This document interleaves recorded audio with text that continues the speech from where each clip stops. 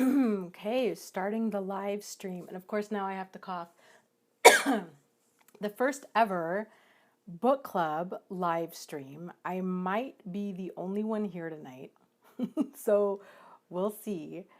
But, and if it only ends up being me and a few other people, that's fine.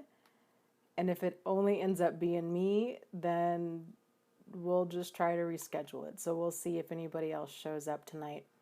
The goal was to talk about the book Healing the Child Within by Charles Whitfield,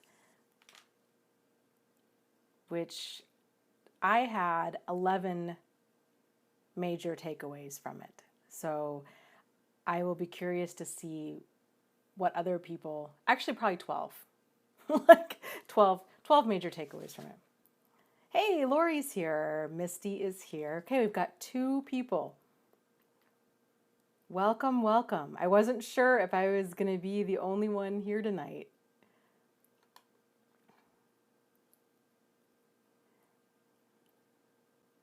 So, did you guys read the book?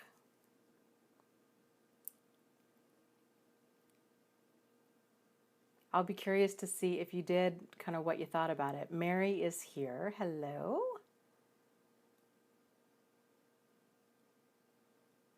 Oh, that's a good point. Lori says, I think more people are coming. It's the time change has people really thrown off. City of Angels says, I'm thankful for this group. It's changed my life. Wow, that is totally makes my heart smile. So I'm so glad to hear. Hi, Lucy. I was so hoping that you were going to make it tonight. I am so curious to hear your aha moments and your takeaways and what you liked and didn't like about this book. Tina is here from Scotland. Wow. Let's see. Mary says, oh, talking about the book, she says, no, where can I find it? The book that we're discussing tonight is Healing the Child Within by Charles Whitfield. It's an older book. It probably came out in like the 70s, would be my guess. And it's one of those things, you know, these kind of self-help type books. It's amazing how a person can read them. You can even read the same book multiple times throughout your life and just get totally different things from it every single time. I've talked about this before, but that was my experience with the Louise Hay book in particular, the You Can Heal Your Life. And when I first picked up that book, I got maybe, I don't even know, 20 pages or so into it, and I just thought it was absolutely awful. I got nothing out of it, and it just did not resonate with me at all. I picked it up for this book club. So, okay, so like fast forward about, I don't know, 6 or 7 years, I picked it up for this book club, and I thought the book was incredibly insightful and profound, and I had a ton of aha moments. I mean, it was bizarre, really bizarre as to how it was the same book, but I had just was seeing it with a fresh set of eyes. And I had gone through so much. I think that it just, you know, I don't know, it's weird. Books will resonate with people in different ways at different points in their life. Mary says, you finally give me the answers I needed for 5 years. Well, good. I'm glad.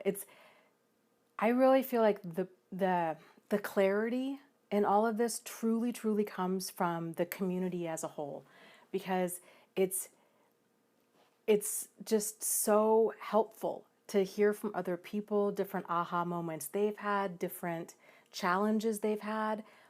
I still probably have like half a dozen every single week where it's just weird. Like somebody will say something in the support group, stuff that it never even crossed my radar as even remotely problematic.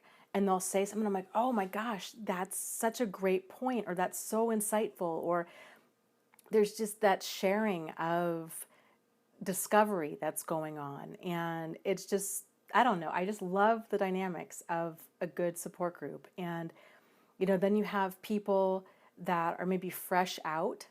And so, of course, they're feeling incredibly blindsided and scared and overwhelmed and just devastated emotionally. And then you have people that are several years out, some of which are still there. They're just there to, as they can be, to help people, just help them, just because they've been there, they've done that, and they're there to help them. So I just love it because it's just kind of all these different people at all different stages of their life with all these different levels of insight and understanding. And it's just powerful stuff.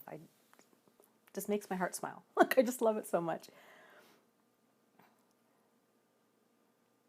Oh, that's fantastic. Lori says, yes, it's so amazing. I was so physically broken a few months ago, but after joining this group, I see what is wrong with me are physical side effects of emotional abuse.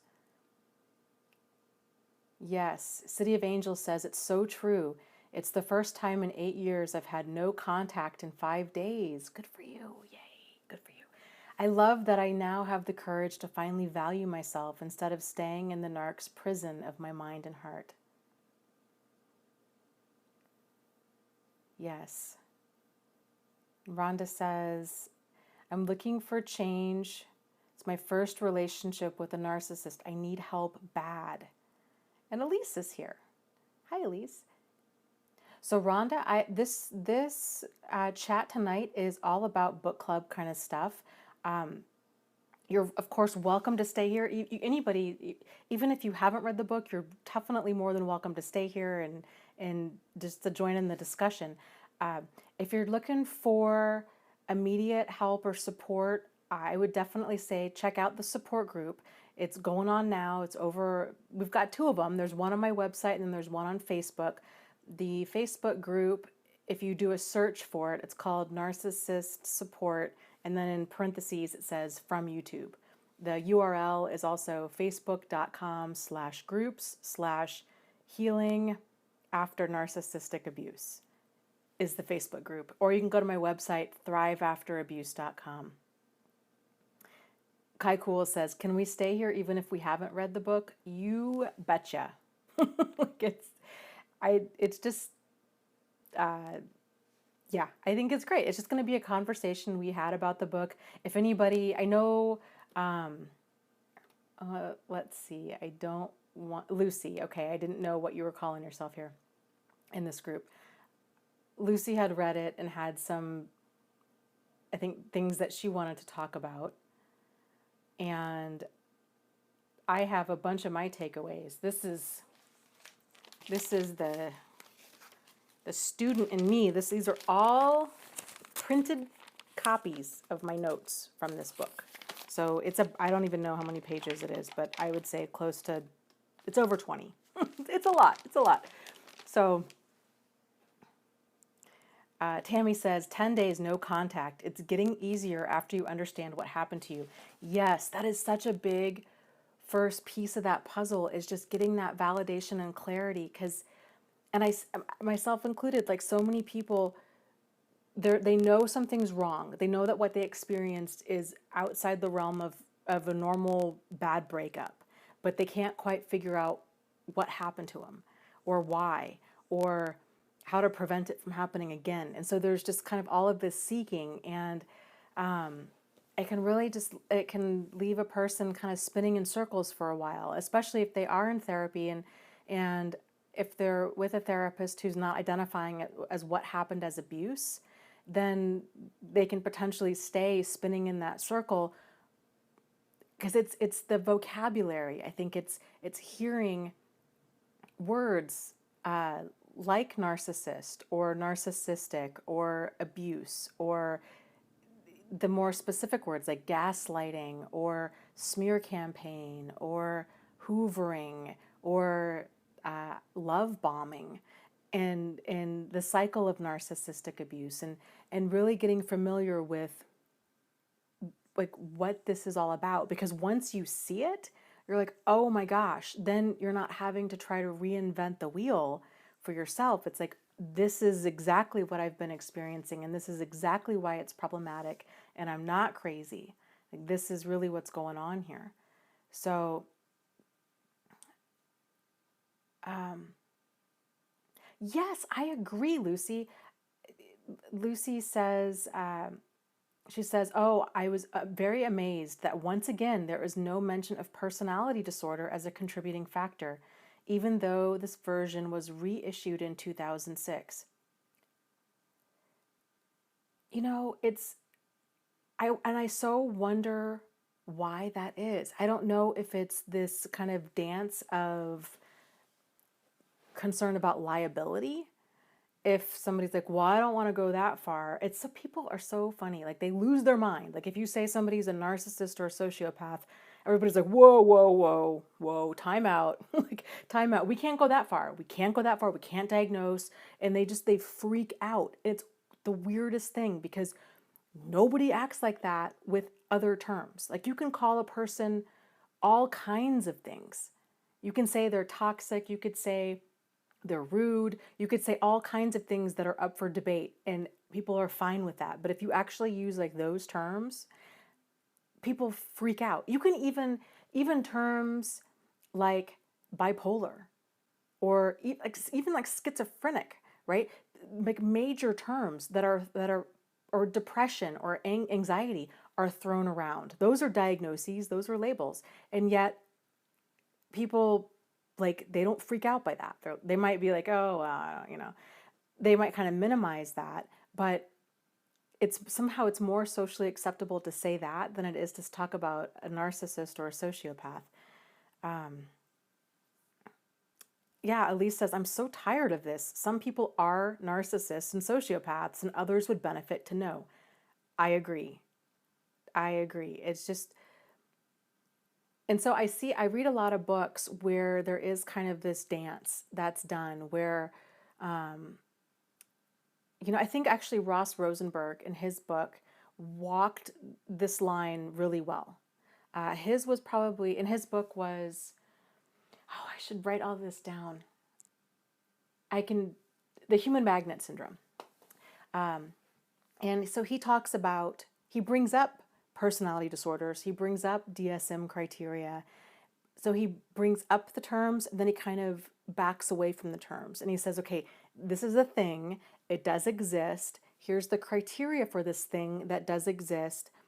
And he refers to them as more of like with the umbrella term of emotional manipulators, which I really like because it talks more about the behavior, which is not so much up for debate. Like, yes, these people manipulate emotions. And it's that kind of a catch-all term instead of saying like, well, narcissists or sociopaths or psychopaths, now called antisocial, like, because that's just a big mouthful of an explanation. So, but his was the first book that I saw that in. Yeah, you're right. Lucy says there's been a lot of discussion on other channels about how those of us with complex post-traumatic stress disorder and codependency are cousins to the narcissist. And Whitfield discusses a false self, which is what a narcissist has. So maybe he lumps us together. Okay, so interesting point about that. Some people do. And I've seen, again, this was an element in Ross's book that he touched on. Oh, there's so much, like, there's so many barriers to clarity with all of this. And it just is so problematic for me. And it just really makes me want to like approach this in a way that's as clear as possible. Because for those of us that have struggled with codependency and boundaries and, this whole concept, we're like, no, we're like the flip side of that. We don't feel like we're emotional manipulators or that we're even in the same ballpark as a narcissist or a sociopath. But yeah, there are quite a few books out there that'll talk about that in terms of, codependent people being very, controlling or very clingy And that's their way of manipulating. Just kind of like this smothering, mothering, it's helping that's gone too far kind of a thing, or it's, this whole like, kind of excessive people pleasing as a way of kind of manipulating and controlling the situation. I can kind of see what they're saying, but for those of us that have been on the receiving end of abuse, it's offensive, and it like shuts. And I think when we get offended, with anybody gets offended, like all communication just shuts off, because you go, especially for those of us that have been through abuse, like you just go in self protection mode, and you're like, I'm not hearing anything that you're saying. So,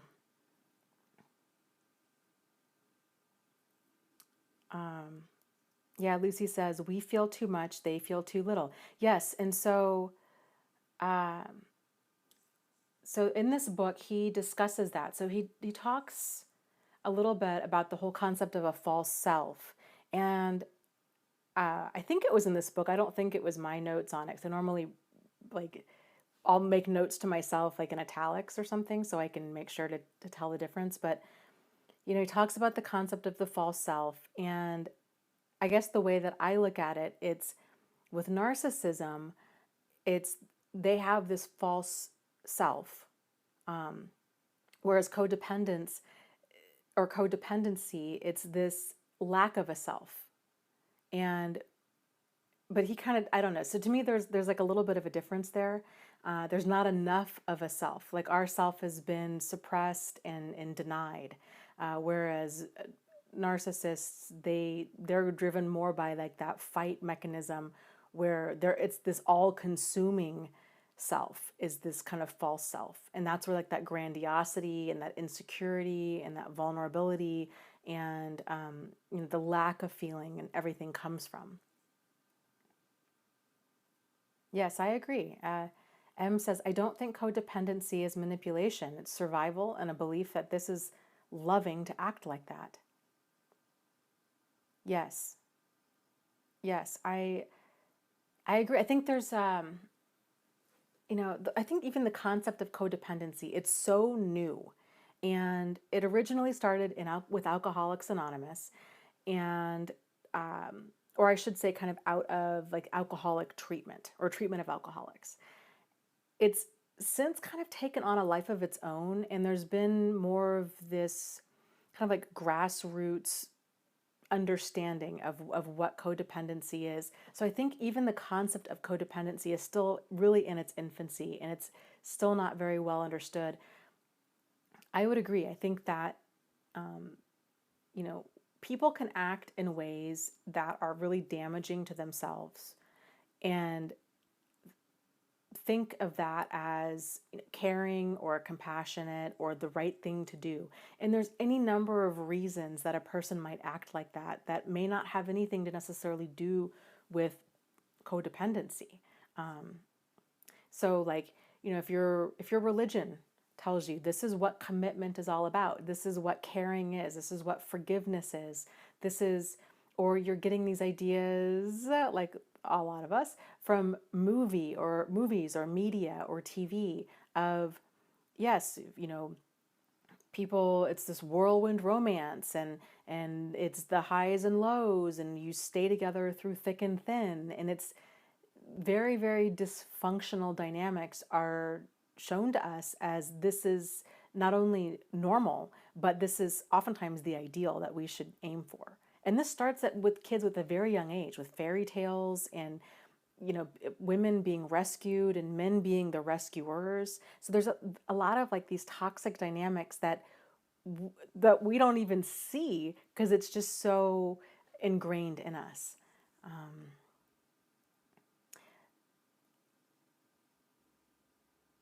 So let's see. Yeah, Lucy says, I think it's a survival mechanism. And like my grandmother, her dynamic, because my grandfather was a narcissist, and I just don't think that she ever saw it coming. She just was very innocent. She was very naive. he was a minister.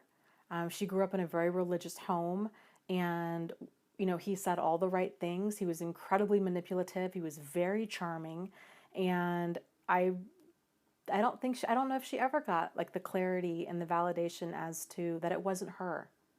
Like all of his womanizing, all of the lies, all of everything that he blamed on her, I don't know if she ever realized that it wasn't her, it was him. And she had tried to leave, but this was back in what, like the 60s, where you didn't. And I mean, they would publish that in the newspaper. She tried to leave. She had no credit. She had no job experience. Women back then, you couldn't own a house. You couldn't own property unless, like, unless you really were married. I mean, a single woman buying a piece of property was pretty much unheard of. You really couldn't get credit unless you were married. So people don't just stay in these relationships out of codependency. There's a lot of very real, social and economic factors at play. So it's very eye-opening to realize kind of what boundaries are and deal breaker behavior is.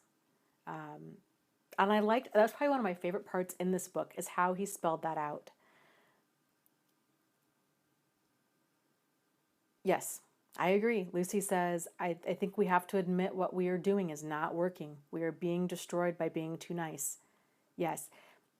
And that's such a hard realization. I mean, I know for me personally, it took me a long time.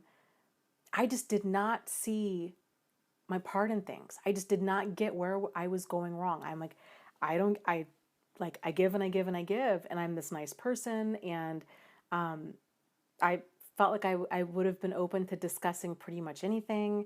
And yet I kept getting tangled up with really problematic people, or people, a lot of like one-sided dynamics where I was either, rescuing somebody, or I felt like a parent. It didn't feel like a relationship of equals, even with friends, especially with friends. My issues with men, I didn't see any issues with like blurring of boundaries or codependency kind of stuff. So with friendships, I tended to hang on for way too long. I put up with a ton of nonsense because it never even crossed my radar to think about friendships in terms of of an abusive relationship. In my mind, at that point in my life, it was very much like, oh, well, abusive relationships are only between couples. They're not between friends. So the boundaries part was really, really huge for me. And I actually, this was my, like, my artistic attempt at copying what he had in the book about boundaries, because I really liked how he laid it out. So let's see if you can see this. Okay. And I don't know if the words might be backwards or not, but I'll go through them here. So the two circles are people. So this is like appropriate. So up here, from stranger down to intimate relationships, this is what he feels healthy boundaries look like. So with a stranger, you have distance. Let me put this way. So you have like us, and then you have them. Like there's kind of not a lot of distance, but enough. Like we each have our personal space. We're not sharing a lot. You're a stranger. I don't know if you're safe, so I'm going to keep my distance. Like this is an appropriate boundary to have with a stranger. Then he talks about casual acquaintances, where you are, the distance lessens, and there's my space, there's your space, there's appropriate conversation. There's nothing that's really deep. You're not talking about intensely personal or emotional things with a casual acquaintance. It's just, how's the weather? How are your children doing? Very surface level kind of conversation. Close friends, he talks about having about a 20 to 25% overlap with boundaries. So you're talking about, like things more in depth, you know, your hopes, your dreams, your fears, your goals, your uh, a lot more. You're letting this person into about like 25% or so of your life. And then you have intimate relationships, which I think you could also say could be very, very close friends, where there's about this like 50% overlap, where you're sharing a large portion of your life with this person. But each person, if you notice, is still their own circle. So this is where they come together. This is the relationship, is this 50% overlap. So there's still a life outside of this other person. Then he talks about kind of family dynamics here that are enmeshed. So where people are like way overly involved in each other's business, it's very controlling, there's way blurred boundaries. I'll leave this up. There's way blurred boundaries. It's about an 80% overlap between the two. So, you know, it's parents that are treating their adult children like children. You've got adult, you know, or even children that are being treated like they're having to behave as the adult and take care of the parent. It's just this like very, nobody's really their complete person. It's just way too blurred, way too blended. Then you have a dysfunctional family dynamic. And so you have basically the big circle here is the probably like the, you know, you've got the most dysfunctional person there, right? So the kind of whatever you're talking about, abuse, addiction, kind of whatever's driving that major dysfunction. Then you've got the smaller circle that's overlapped by about 90%. So they're only about 10% themselves. The other, pretty much everything about them, 90% of them is all about their relationship. It's consumed by this other person, by this relationship. And so this would be more of like the codependent person here. This little circle would be the child. So the child is 100% inside this dysfunctional family. And because the codependent person is 90% inside this dysfunction as well, the child is 100% in this dysfunction. They're also about 80 to 90% inside of the codependent person, because they're relying on this codependent person to, you know, to be the parent, to get their needs met. But it's everything that the way that they're relating is all within this big ball of dysfunction. So I thought that was very interesting. The one thing I didn't feel that he really discussed, which I don't feel like that a lot of books discuss, and I feel like this was kind of more, I know at least on my end, it was more my dynamic where I didn't feel like there was a lot of closeness. You know, with this dysfunction, people are very enmeshed, like they're very over involved. There's that. My dynamic, and I think a lot of people, it was just more like this. Like everybody was just kind of doing their own thing, and there wasn't a lot of, or at least I didn't feel like that there was a lot of like nurturing or even acknowledgement or awareness. People were, and I think this kind of dynamic, this almost feels like a stranger dynamic or like a casual acquaintance dynamic with a parent. I think that can happen if you grow up in a household where you've got parents that are just emotionally unavailable for whatever, or physically unavailable, or both, for whatever reason. So maybe they are, you know, maybe they are struggling with addiction or alcoholism, or they are struggling with depression or mental illness. And so there might not, it's more of like, instead of like active abuse, it's just more it's the opposite. Like there's just, it's still very damaging, but nothing actively is going on. But that's the problem, is that nothing's going on. There's no relating there. Yep, Lucy, I agree. She says, you don't exist in a dysfunctional relationship. Only the narcissist exists. Connecting the Dots says, so do distant parents make a person more needy? I think a person could go I think they could go one of two ways. I think a person could become very needy, or they could become fiercely independent, and I think both of them are kind of these defense mechanisms, especially the fiercely independent of, I don't need anybody, I've got this. This is where you see children that are like kind of the quote unquote like very adult child, where they're little adults and they're 7 years old. They're making their lunch, they're fixing their parent a drink, they're making dinner for their siblings. They are a little adult, and that's not healthy, because a child needs to have a childhood. Their goal, their role is not to be an adult. Their role is to be a child and to play and discover who they are and to feel safe doing so. And but in a lot of dysfunctional families, you've got children that are burdened with adult responsibilities. Not to say that a child shouldn't have chores or shouldn't help out around the house. That's not what I'm saying. It's to an extent.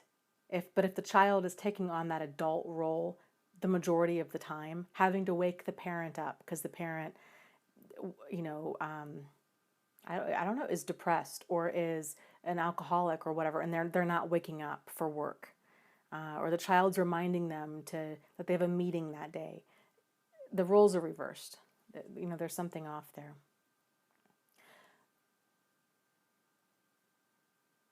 And I think that distance of, I'm independent, I don't need anybody. It's this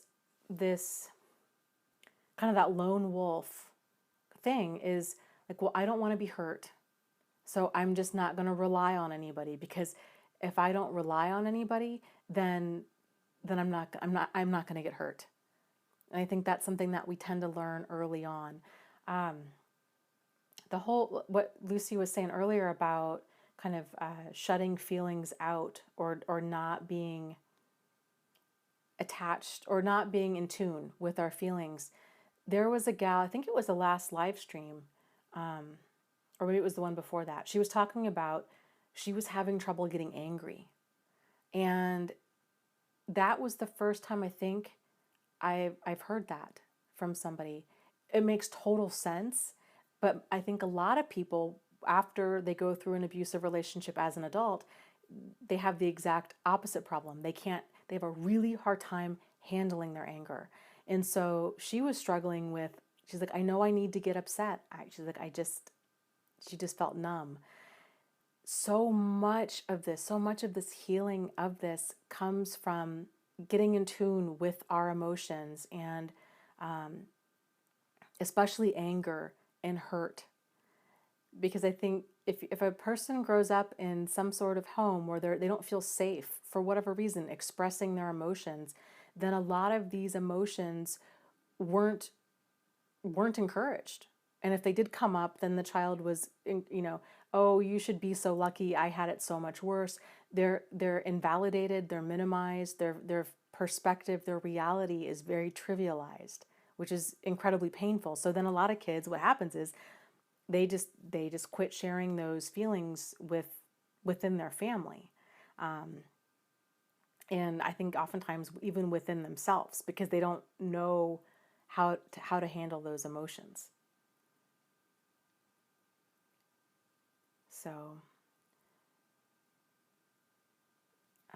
let's see. Let me scroll up a little bit too. Elise, yeah, she says, I think I am too needy. I used to date almost any man who wanted me. I was very much that way for quite a long time as well. I think probably a lot of us have gone through that, where and again, like, it's just, I feel like I've been going through life with like a paper bag over my head. Like, how did I not see so much of what was going on in my life? Like, it's just bizarre to me, but it's like that light went on now, and I feel like I have so much more clarity now. But yeah, I think a lot of people do that, where it's this feeling of, and it makes sense. If we grew up feeling, unloved or unimportant, that we're going to gravitate towards people that make us feel loved and important because we don't know how to give that to ourselves. And so that needing that, but not knowing how to fill that need within ourselves, that really makes us just prime pickings for an emotional manipulator, especially like the covert ones where they are incredibly charming, or even the overt ones where there's a lot of attention that's given right away. And so it can be really hard for a person to walk away from somebody who's just filling that bucket for them. It's hours upon hours every day. It's constant compliments and communication and validation, and it's really filling that need for them, but it's generally problematic. So, but that's, yeah, it's a big aha, realizing, oh my gosh, we've been going through life with the focus of trying to be chosen instead of being choosy. And this is a sticking point that I find with a lot of people, myself included, because our mentality for so long has been, oh, I really hope this person that I think I like, right? Like they're kind of cute or they're funny or they're smart. Like there might be like one thing that kind of sparks your interest. But like, oh, I really hope they like me. And when we have that mindset, then we're not being discriminating. We're not being as picky as we need to be, because we're going to be sharing a lot of our life with this person. We need to make sure that we're sharing it with the right kind of person. But again, so much of this, it's not taught, it's not discussed. It's weird, right? Like relationships are like money, are like religion, they're just really not openly discussed. And so we all go through life having to kind of reinvent this wheel until we all bump into each other on the internet and we're like, oh my gosh, you know, you struggle with this too. I thought it was just me. And then people start talking and it's amazing what happens, right? Like when people start talking and you just realize, oh my gosh, and everybody has pieces of the puzzle and they all come together and they're like, hey, here's kind of what I found out. What did you find out? And then there's that sharing that goes along. And next thing you know, in a very short amount of time, there's a tremendous amount of like awareness and personal growth that can happen. But it starts with conversations. So let's see,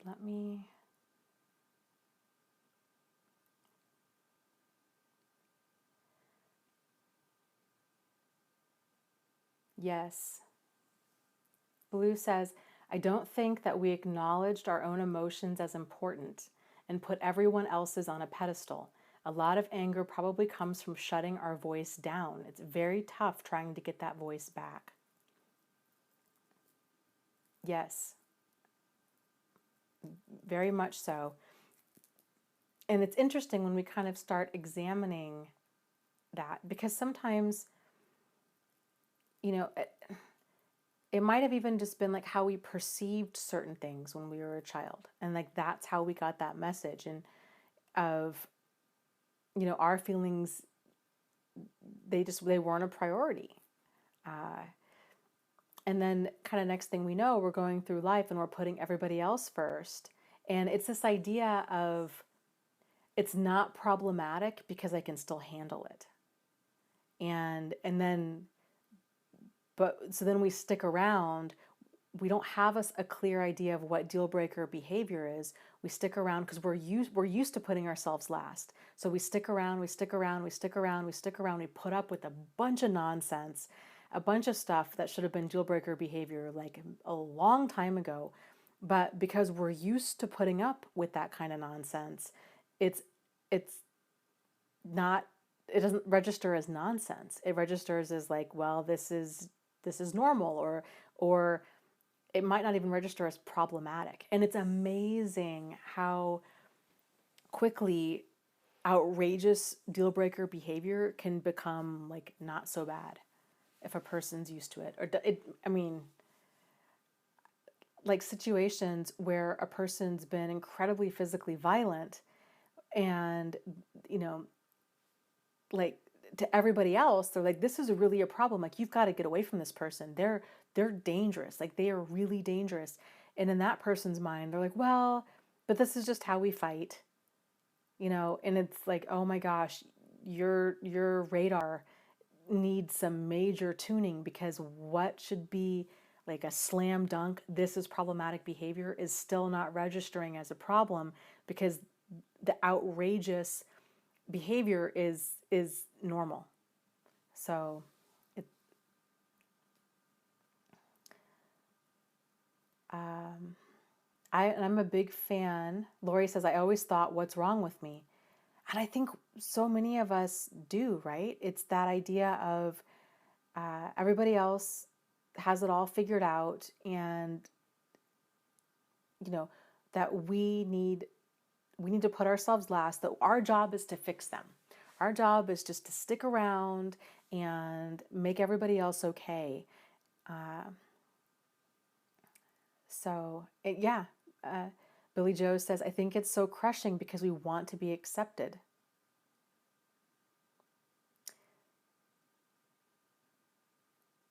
Elise says, why are we afraid of hurting the other person if we put ourselves first?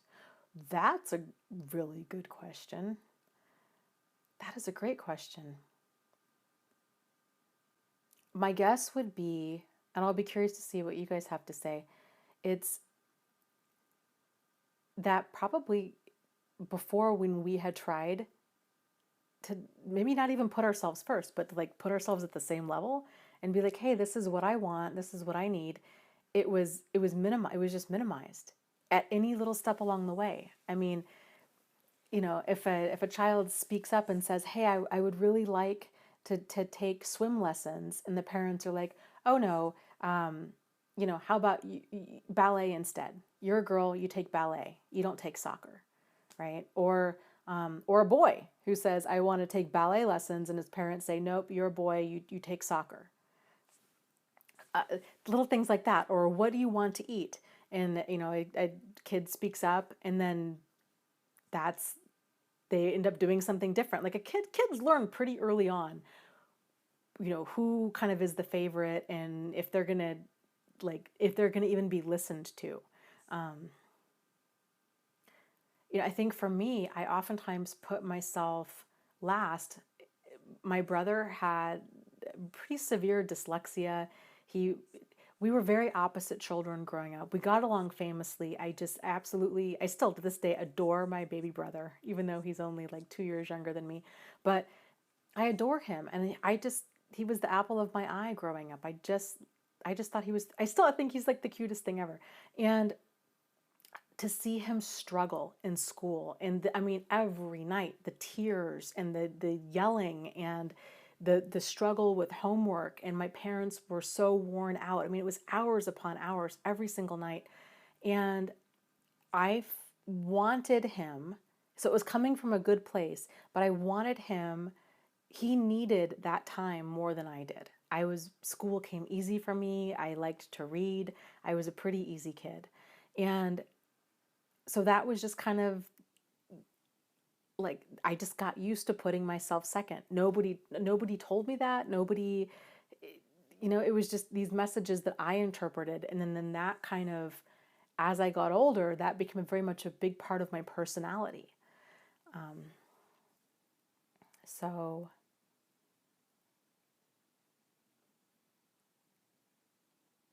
okay, let's see.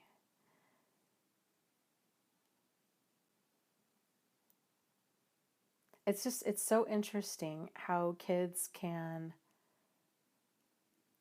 interpret things. Okay, postmodern is a moderator. Okay, connecting the dots. I'm making you a moderator, and awe-seeking. I'm making you a moderator, and let's put some more in here. Um,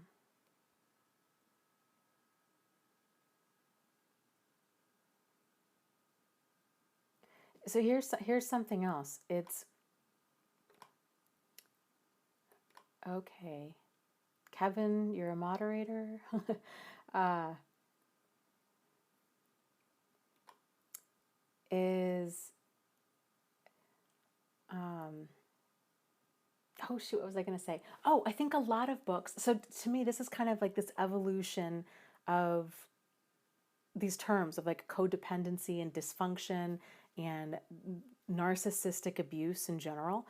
Is for so long it was really looked at in terms of very extreme situation, very overt situations, right? It makes total sense. Same like with alcoholism.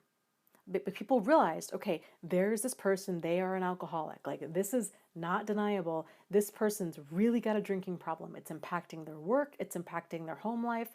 And then they began realizing, okay, there's more going on here. There's more dysfunction. There's a lot of, this dysfunctional dynamic includes the spouse. And then they began looking at that dynamic. And then all of the enabling, which still, like, I still don't even think it was looked at in terms of narcissistic abuse, because really that's a lot of what it was, because the spouse was being manipulated, the spouse was being used, the spouse was, there was just a lot more there than a person just wanting to enable somebody else. But then they began looking at the dynamics with the children and realizing, okay, like this something's going on here. All of these kids have this pattern of behavior too. And now these kids are growing up and they're repeating this pattern, and this dysfunction continues and continues. So what's going on here? So it was originally, this dysfunctional dynamic was looked at in terms of alcoholism. Now, and I think for a lot of us that didn't grow up in homes where there was alcoholism or addiction, or like physical abuse, that were like, okay, well, this isn't as extreme as what a lot of people go through. So why do I have these patterns of behavior? Like, what am I just too sensitive? Like, what's wrong with me? What do I need to work out? Because I don't identify, or I didn't at the time, and I think a lot of people are like this, having trouble identifying with abuse if they weren't being hit, or identifying as feeling neglected if they weren't, like locked in a closet, or, left in filth. So more on like the more like quote unquote mild end of the spectrum, there's still a lot of damage done, but it's just that often flies underneath the radar still. So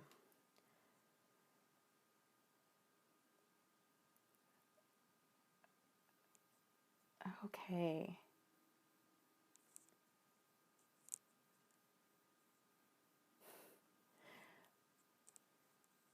So Lori asked, what is a troll? A troll is a person on the internet who goes around stirring the pot.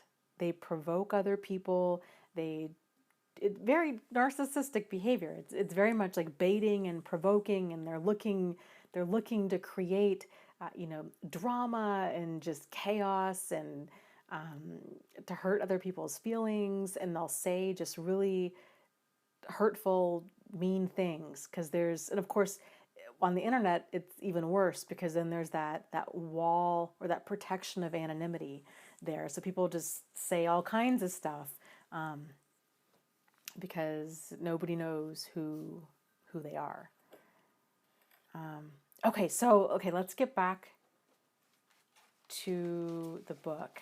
Yes, Shalisha is talking about addiction is another manifestation of narcissism.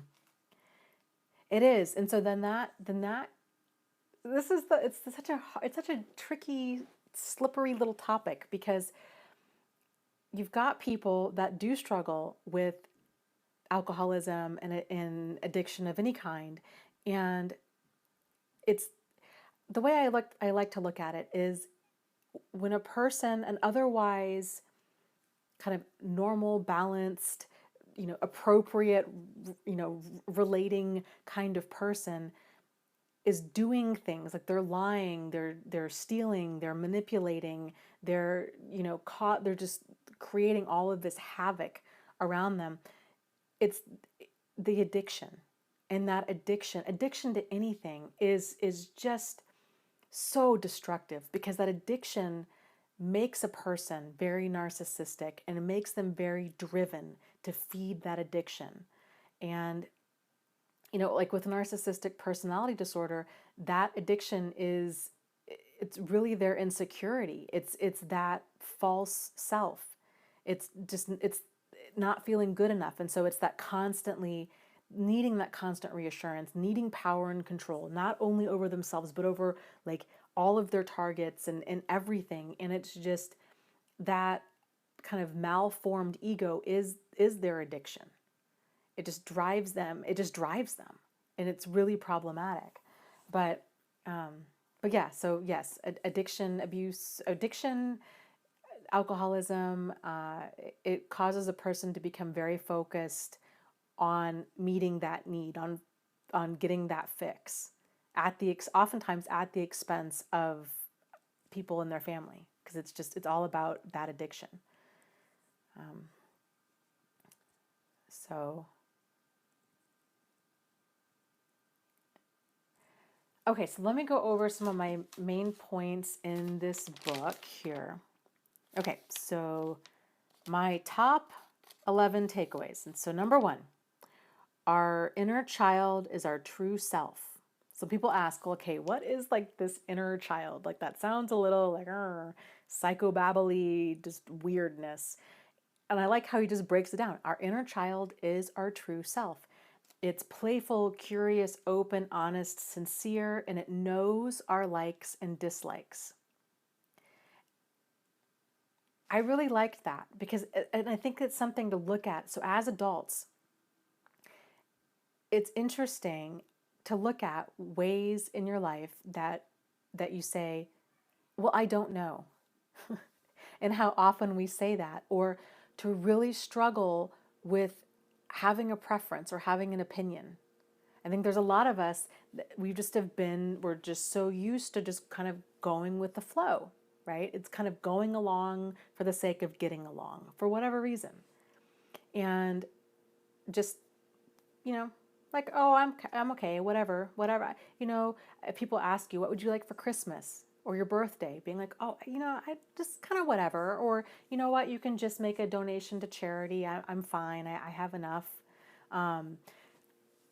Not being in tune enough with ourselves to say, because our inner 5-year-old would say something very different, right? Our inner 5-year-old would say, well, since you asked, I would really just love that new art easel, or those paints, those oil paints, those are so fantastic. That would just be so cool.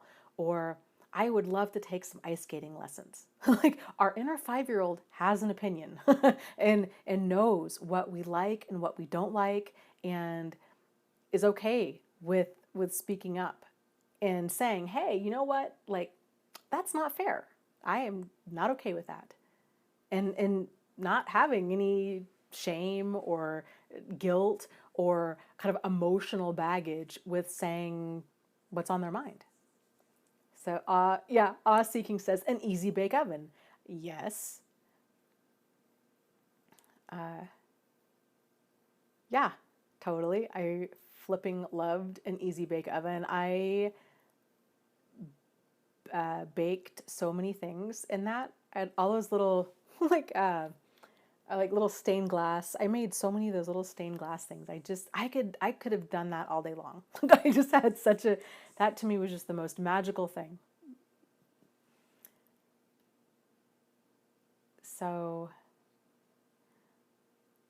but Elise says, yes, easy bake oven, yum, brownies. Yes, I agree. And like the pan was like this big. Like you could make like 3 brownies, which I guess is all that you need when you're like 7.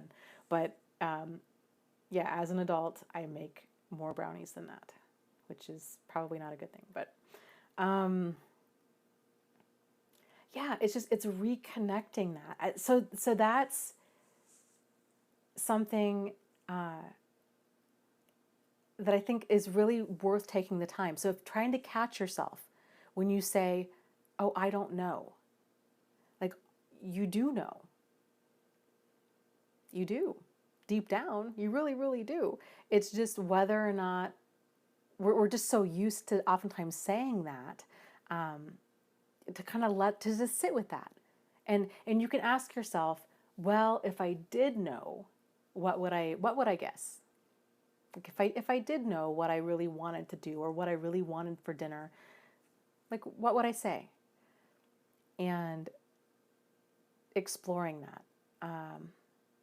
Or not knowing how we feel. Or here's something else a lot of people struggle with. There's like, it's so weird because once you start seeing this, you start connecting the dots and you're like, you know what? I bet there's more going on there. So like a lot of people really struggle with knowing what they want to do with their life, right? And they go to career counselors and they talk about it and they continue to switch jobs and they just don't know. But again, deep down, we do know. It's oftentimes it's that fear of failure, or it's that fear that we're not good enough, or that what we really want to do is somehow just not reserved for us. And it's amazing how easily that our inner child, our inner voice can be silenced. I mean, all it sometimes takes is like one comment, and then that little kid inside of us is like, okay, I'm done. It reminds me of, oh gosh, what was her name? The gal that wrote Romancing the Stone. She took a college writing class, and her college professor told her, he said, basically, you are a terrible writer, and you will never amount to anything as a writer. If I were you, basically, if I were you, I would quit now. And she did. For 20 years. For 20 years. She thought, well, this guy really knows what he's talking about. He's a writing instructor. If anybody knows writing, it's him. So if he's sitting here telling me that I'm awful, then I really must be. And so she took his words as, God's honest truth. And it took her 20 years before she started writing again. And she became, she wrote several best-selling books. Once she decided, I'm going to start, I like to write. I'm just going to write. So it's amazing how easily that voice, it doesn't take years of abuse for major parts of us to be silenced.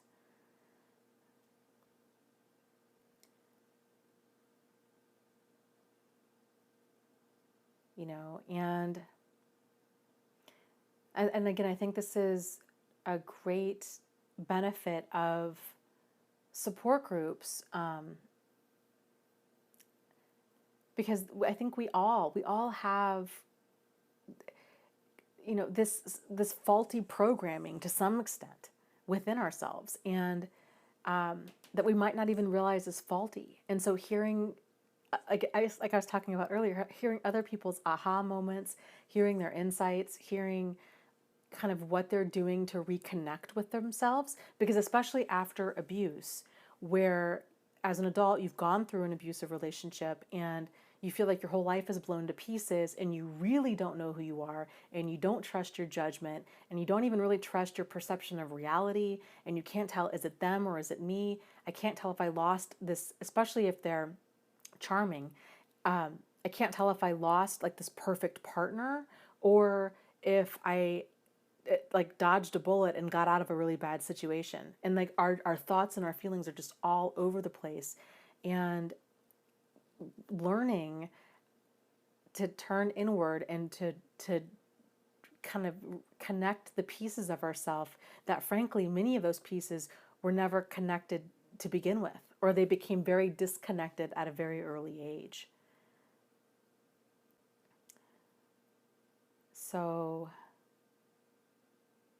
connecting the dots is, people are talking about different toys, and she says, you Americans had some awesome toys. Yeah, that easy bake oven is where it's at, I'm telling you. Yeah, Narcissism Recovery says, That is the best thing we can do. I'm doing this for the first time in my 40s.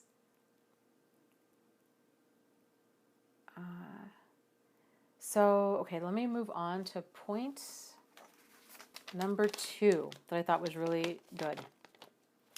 He says, most of us have some degree of damage from our childhoods. The vast majority of parents have some degree of unaddressed mental or emotional dysfunction from their own childhood, and because of this, they either intentionally or unintentionally create, at best, some sort of emotional damage in their own children. And at worst, they create, complex post-traumatic stress disorder. So some of my big takeaways with that is I guess I hadn't thought about childhood, which, I mean, it makes total sense. I just had never thought about it in terms like that, a child could experience PTSD from their childhood. Like, of course they can, because if you have parents that are causing abuse and neglect, that would be a very normal response to a very abnormal situation, right? But I think a lot of people, myself included, have this idea that PTSD only happens under extreme trauma, and it tends to only happen to adults. And maybe it might happen to kids, but only if they're like in war-torn areas, right? If they like the Lost Boys of Somalia, like that kind of extreme stuff, not a home that the parents weren't just emotionally unavailable. So I thought that was really very eye-opening. And I also liked that I thought it was very validating to realize that most of us have some sort of degree of damage from our childhoods. So I think that would be helpful for people to just know that, because I don't know kind of what you guys' experience has been, but I think had I known that early on, that yeah, this is like 95% of the people out there tend to have some sort of emotional damage from their childhood. So it's not a matter of if you do, it's a matter of like what it is, and to explore it. And then being taught the tools of, this is what damage looks like. This is how it manifests in your life. It's like it's repeating these patterns in your life. It's having a pattern of, maybe an inability to hold a job, or getting angry at the drop of a hat, or here's how it feels when we're emotionally triggered. Like it feels like a very disproportionate emotional response to a current situation. Like that's a sign of an emotional trigger. It doesn't mean that you're just a very emotional person.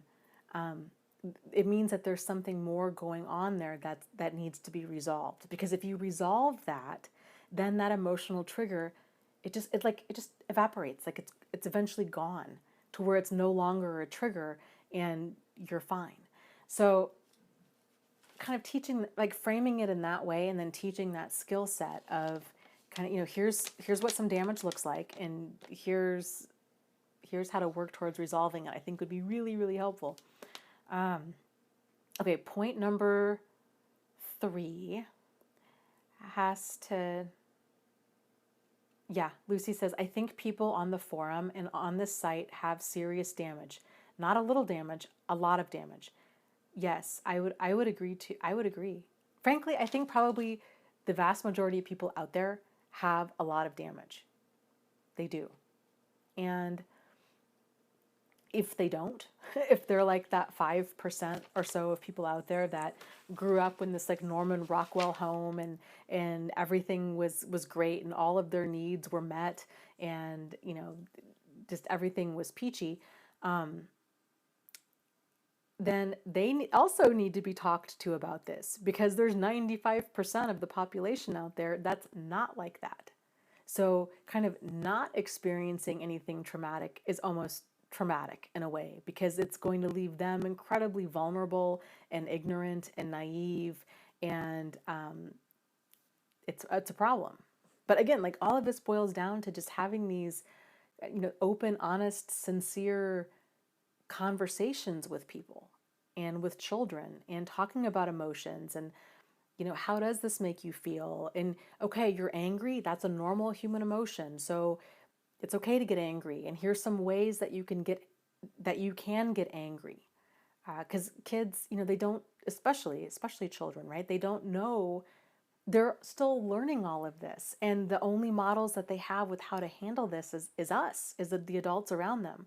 So if we're bottling up our emotions around them and we're like, you know what, I'm so full of anger and hate, I can't even see straight.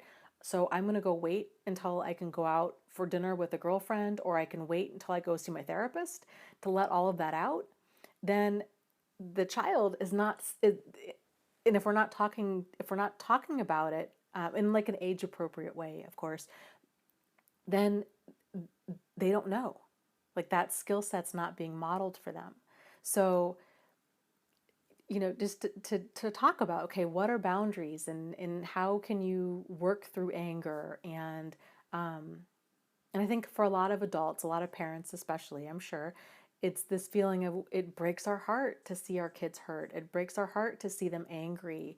And we want to just hop in and fix that. And there's a lot of value in letting a child kind of explore those feelings and helping them to think things through and to problem solve. Well, okay, well, how did you handle this? Okay, how else could you have handled this? And how did this work for you? And like what's worked in the past or what hasn't worked in the past, and letting them know, you know what, you are smart and you do a really great job at figuring certain things out, and kind of give them some examples. And so they don't just think that, you're fluffing them up because, you're an adult that cares about them. Like they're like, okay, I trust that. Like what you're saying makes sense to me.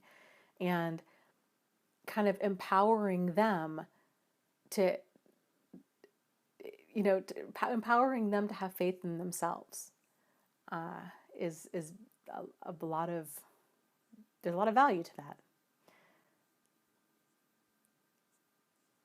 So Lori, okay, so people are talking about, I think, addiction and alcoholism. Says, I don't look down on anyone who drinks or does drugs, but to have them be mean to me because I don't want to is unfair.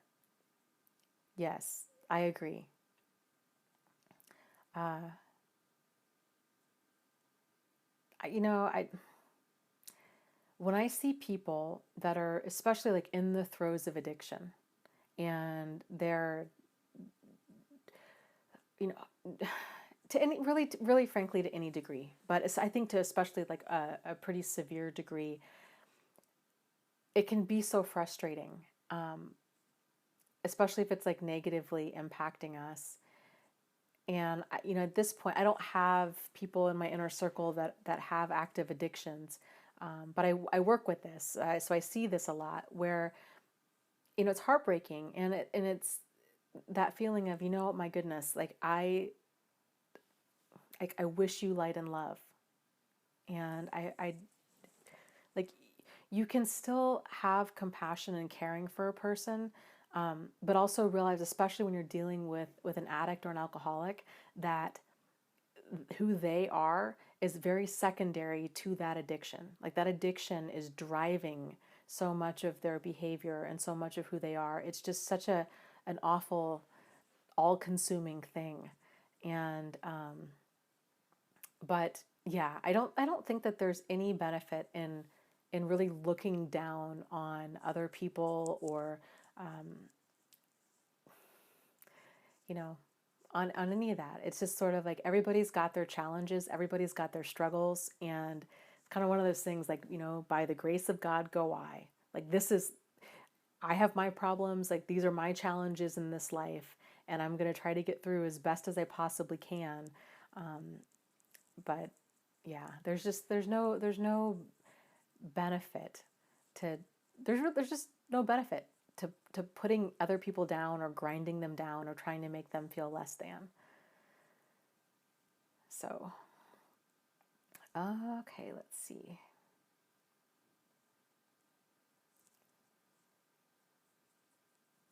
Okay, lots of comments. Good stuff. The third main point that I had here, the core behaviors found in a quote unquote troubled or dysfunctional home are inconsistency, unpredictability, arbitrariness, rigidity, and or chaos. These traits often lead to guilt and shame, which tends to lead to the development of quote unquote core issues. Not all of these traits need to be present in order for there to be dysfunction in a family. And again, I would add to that ignoring. Like if a parent is just not there emotionally or physically, then that's just as problematic as chaos and anything else. So, but I like how he just kind of step by step spells a lot of this stuff out. So, yes, in a troubled or dysfunctional home, there is a lot of inconsistency and unpredictability and arbitrariness, and that can lead to a lot of like walking on eggshells, anxiety, kind of waiting for the other shoe to drop, not knowing, not having clear boundaries, not having clear rules, not having clear roles kind of within the family or clear expectations of how things are going to happen. Just kind of that lack of stability, that overall stability, that lack of safety going home, because you just never know what you're going to walk into. So, okay, the number 4. And I also liked how he said that not all of these traits need to be present in order for there to be dysfunction in a family, which I thought was really huge. Because again, I don't know if it's just me or if you guys were thinking this too, but it was, in my mind, for a long time, it was always things were only really a problem if they were a major, major problem. Like if there was a lot of like overt stuff going on, like, kids being locked in a closet for a day while their parent went to work, or you've got a parent that's got, major addiction, major alcoholism, sexual abuse, like heavy, hardcore issues that are going on within that home. To me, that was a problem. And so kind of, more of these issues, like the rigidity or the chaos or the unpredictability, it, like, again, like my radar was just off. So it didn't register as that could be like, I guess, that problematic. So, oh, I like that. That's really great. Let me stop the chat. Kevin, that's a great comment. He says, I saw a great YouTube video that said whatever the abuse was, you have to do the opposite in order to heal it. So if you were ignored, then you need to be heard. If you were betrayed, then you need someone. Yes. He says that if you can trust, if you were hit, then you need physical touch like hugs. That makes total sense to me. So here's kind of a theory that I'd been, not really a theory, but something I've been wondering about, I guess, for a little while now. If you guys are familiar with the book, The Love Languages, to me, that is very much what you're talking about. So it's this concept of, if your love language is quality time, then odds are you didn't have a lot of quality time as a child. So that's what you're now needing as an adult. If your love language is, what are some more? Acts of service, I think, is one. Gift giving. I had mentioned this last night in a live stream. Like, I am a terrible gift giver. And it's not that I don't, like, the other people aren't important to me or whatever. It's, for me, to me, it's about quality time. And so I'm not into stuff. So it just doesn't register. But I realize that that's me, but that other people, like, aren't necessarily into quality time. Like, they really would like to have a brand new iPhone or, whatever. There's nothing wrong with that. It's just very different. So realizing, okay, like, if I want to make a person who's, feel appreciated and important to me, with gift giving, then this is a different way that I have to perceive, giving certain types of gifts, like kind of meeting, like identifying where different people's love languages are, and then meeting their needs. So, because for a long time I was offering gifts, like things that I would think that they would want to do. Like, oh, well, you really like going to the movies. We can go to the movies together. We can have I was very big into like creating kind of like moments or memories. And not everybody's into that. Like they're like, well, I don't want to do that, or I don't want to do that with you. Like they want to just, get a gift, like a brand new coat or what have you. But again, like that's fine. I don't know. So it's paying attention to kind of what your own love languages are, and then what other people's love languages are, which I thought was very profound. And I think one of the love languages did have to do with touch and physical connection. And of course, this can be problematic too. So if your love language is touch, then odds are, I think kind of that's our default of how we also tend to show love. So if your love language is touch and you're really touchy-feely and you love to be touched and cuddled and, and have all that, if your partner has gone through some sort of like physical or sexual abuse, they might not be okay with touch. And so if that's your way of feeling reassured or trying to reassure others, then it's not coming across that way to them. It's coming across as the exact opposite. So it's an interesting way to kind of explore, explore these different wounds within ourselves and within the loved ones around us.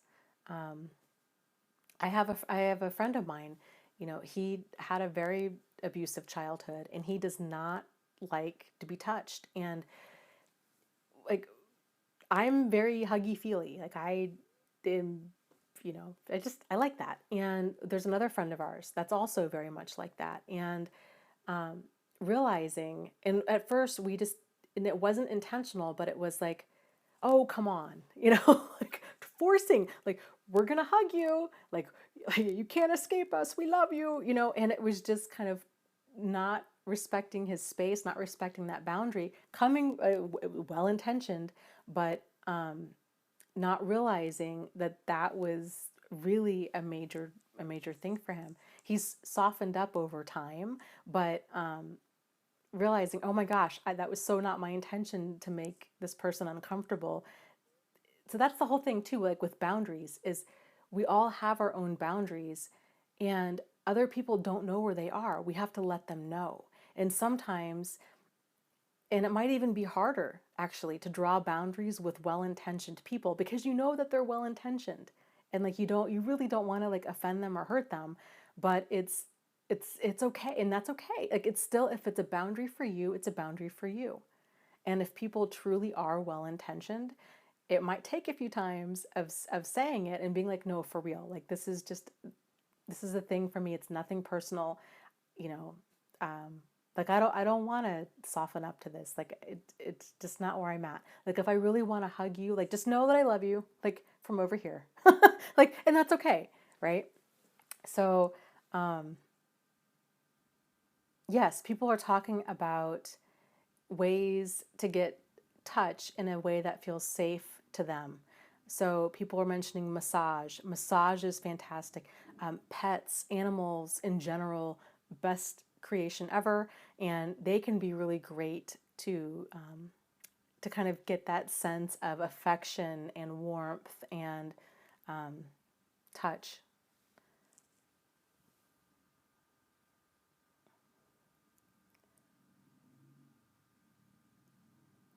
So, oh boy, isn't that so true?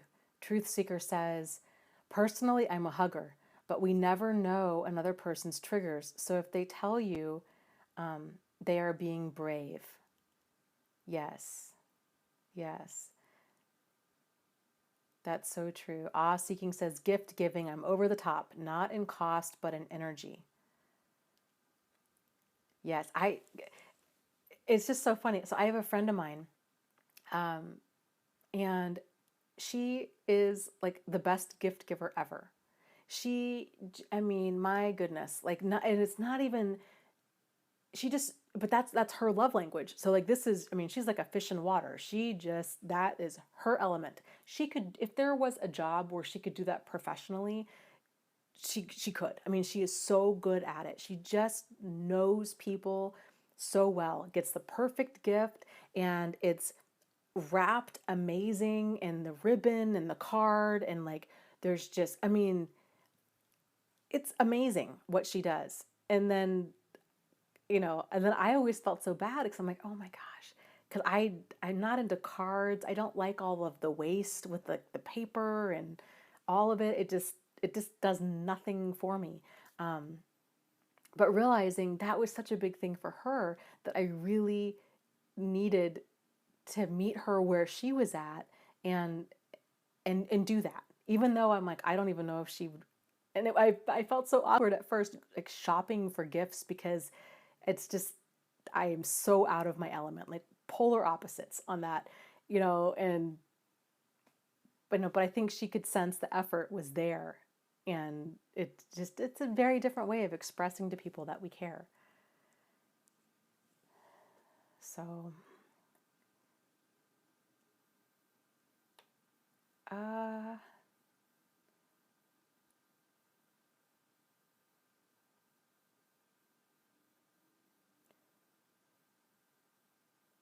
let's see. Recovering Soul says, Dana, can you look at comments on that stuttering video? I tried to help and got my head bit off about touch. Which, I'm not sure if I know which video you're talking about.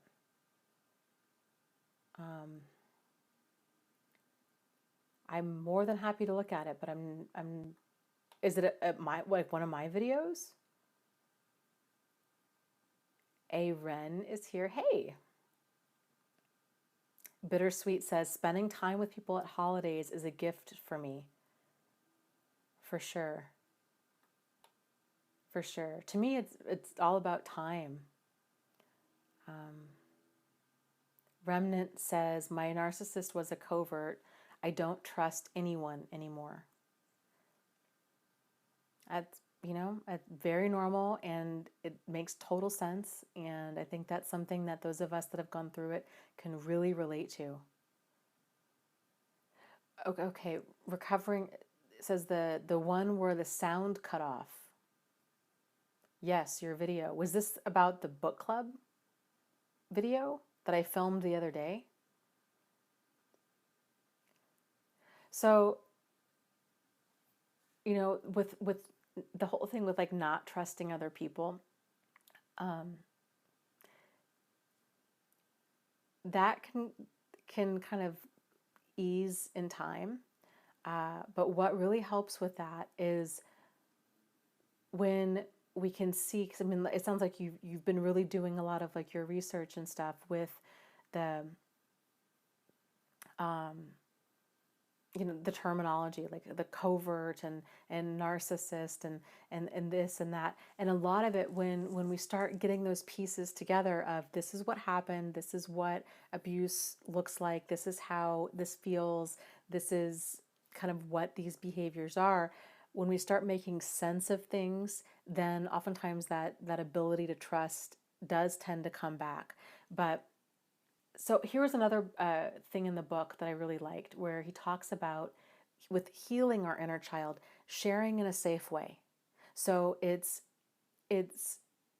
like, here's the whole boundary thing, right? So it's the concept of when you're meeting people. So these are healthy boundaries for a stranger. So you have your distance, and then casual acquaintance, and it's also kind of the evolution of boundaries too. Casual acquaintance, where it's like, you know what, like I don't know you and you don't know me. We can have, like pleasant kind of superficial conversation, and during all of that, that's a whole, we're using that time to kind of assess, size up, I guess you could say, like the person and the situation. Is this person trustworthy? How are they responding to what I'm telling them? Do I feel like I'm being judged? Do I feel like there's like warmth and empathy there? Do they seem interested? Kind of what's going on? And how do I need to adjust my approach? So if they do feel safe, then it might over time advance to that level of close friends where, and maybe there's a level between these two here, right? But where you're opening up, you're sharing a little bit more about yourself, that trust is being earned. And if you're at this level or kind of at this in between level here where you're opening up and you're like, yeah, I get a weird vibe from this person. Like I don't feel that safe. That for whatever reason, maybe it's them, maybe it's you, who knows, right? But you just kind of back things up a little bit to the point where you do feel safe. And you stay at that level for however long you want to stay there. And if a person wants you in their life, they'll be okay with the pace that you're moving at. So, and of course, then this would go back to, so then if a relationship's, moving full speed ahead over time, healthy relationship, right? So we're talking about like trust it's earned. It's not just blindly given. It's evolved to, around this point. And then somebody has some major deal breaker behavior where all of a sudden it becomes really clear, okay, this person's not safe. We can't trust them. Then it either gets backed up really far until where they start regaining that trust, or it's a deal breaker and we're done. So, okay, let's see.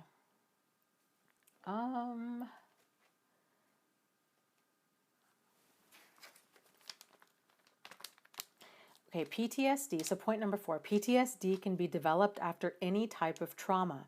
If there is significant interruption to healthy development due to repeated trauma, then the child develops an out-of-control fight, flight, or freeze state, also known as PTSD. That is, distressed and impaired development as a child can also lead to difficulty in feeling arousal or pleasure as an adult. Neglect and emotional abuse are equally as devastating as physical or sexual abuse. I thought that was a really profound sentence. I had never thought about it in that way. That's like intense. So, something else I recently saw on Instagram, there's a guy I follow. I don't even know how I got to following him, but he's kind of a self-proclaimed sociopath, and he posts, I don't know, it's not, it just makes me sad. Like the stuff that he posts, it seems sincere. It doesn't seem attention seeking. It doesn't seem like pot stirring or provoking. There's a lot of like, people that claim to be like sociopaths or psychopaths, and they're like trolls. Like they're just trying to get a bunch of attention and get people all riled up and be like, look at me, I'm so dangerous and sick in the head. Like, look at me.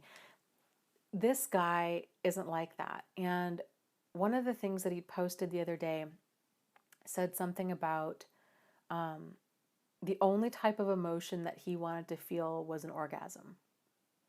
And he was just talking, he's like, I don't like to feel. That was the only emotion that he was comfortable feeling.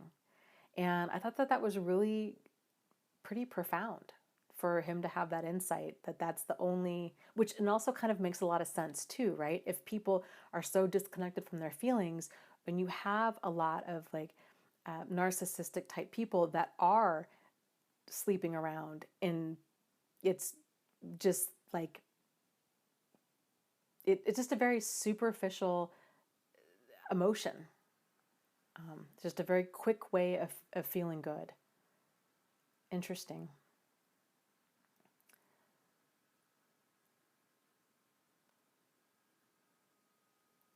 So, okay, let me scroll up and see what's going on in the chat here.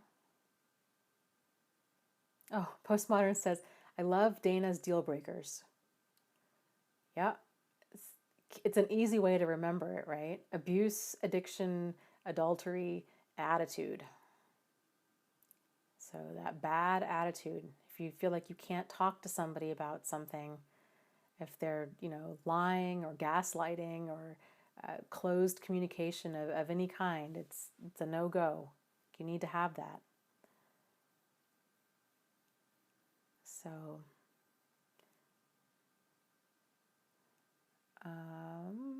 let's see. Let me move on to the next one.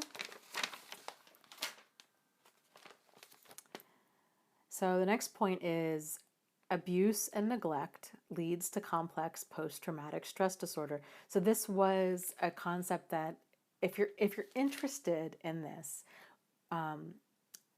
another book that really, really does a deep dive on this topic is the book Complex PTSD from Surviving to Thriving by Pete Walker, which is a fantastic book. Maybe we'll make that book the next book club book, because I think it's just really interesting stuff. Okay, so point number 6. No solid sense of self is generally able to be cultivated in troubled homes. In a troubled or dysfunctional home, family members are not allowed or able to have a solid sense of self, and instead they either develop a false self, narcissism, or a lack of a self, which is more of that codependency. So I thought I liked how he kind of summed that up. Like, it's no matter what kind of troubled home you grow up in, the outfall from that, the fallout from that is a lack of a solid sense of self. And it'll go kind of one of two ways. Either we give up our sense of self in order to keep the peace and kind of survive that home life, or we develop this false self, which is more of like that narcissistic side of it, where it's a way of protecting ourselves. Like, well, we can't get hurt. And it's just this false self of the grandiosity, that's what you're seeing. But really it's insecurity. So, okay, next point. Point number 7. So a lack of a solid sense or a healthy self leads to a lack of healthy boundaries. So basically, people that struggle with codependency tend to have very enmeshed boundaries with other people, meaning that they may overshare or be too publicly open and honest with people. They might have trouble enforcing a boundary, having deal breaker behavior. And so it's important for those of us that are more on that side of the spectrum to realize, what do healthy and unhealthy boundaries look like? And what do they look like in a variety of dynamics? So I thought that makes total sense, right? Like, because our boundaries are an extension of who we are. It's not just us putting up walls to keep people out.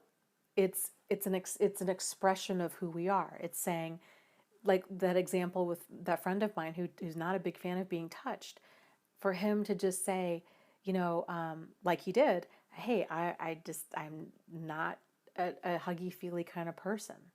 And that's his boundary. It's not necessarily to keep us out of his life. That's just kind of where he's at right now. Or like how we want to be treated by other people, whether it's like with my friend with being hugged, or whether it's how we're talked to, or, and boundaries are in big ways and in little ways and in medium-sized ways, and they're just pervasive throughout our life and in every context. It's at work, or within our family, or within our relationships or friendships, or kind of within ourself, what we're okay with, what we're not okay with. So, okay, let's see. So then he talks about, what is a core issue? A core issue is an unresolved trauma which often presents itself as a repeating pattern or behavior in our lives, either with being emotionally triggered by things or getting into relationships or friendships with the same types of dynamics, such as dating more than one, emotional manipulator. Or I would even say like dating or befriending, there's kind of this pattern of like problematic people in our life, or there's there's something, this is not a coincidence, like kind of realizing this is really uncanny. What are the odds? Like what are the odds that this keeps happening? And so if things are occurring more than once, to start examining, okay, what is going on here? So yes. Okay, good, Lucy. I'm glad you're still here. I didn't see you for a second there, and I was wondering where you went. So yeah, I really, I like, and I really, there's a lot of things that I liked about this book. I like the idea of thinking of them as core issues. I think for so long, when I was reading, and I read like a ton of self-help books, I just find all of this so fascinating. But when I was in therapy and when I was, reading these books and trying to figure out, I just didn't know where to even start. Because I'm like, I'm not really sure like what my issues are. The issues that I did feel that I might have had didn't really even seem that valid. Kind of like what we talked about earlier, where it's like, well, kind of what I went through wasn't as bad as what some people go through. So then in my own mind, I was really minimizing things. And I think a lot of people do that. But realizing it's that, if we're being emotionally triggered by things, I think especially is very, very telling. It's amazing the stuff that we can dig up by examining our emotional triggers. And it's amazing too how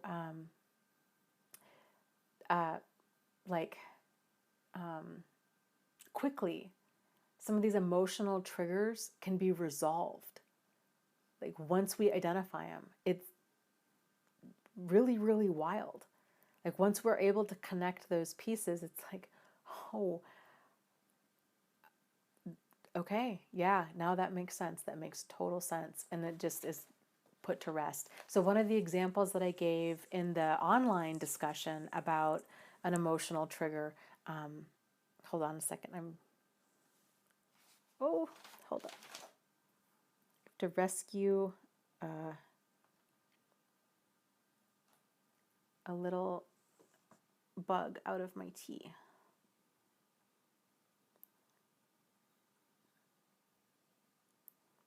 Well, okay. Okay. I'm not going to be drinking that tea. So, okay. Sorry about that. What was I saying? Oh, okay.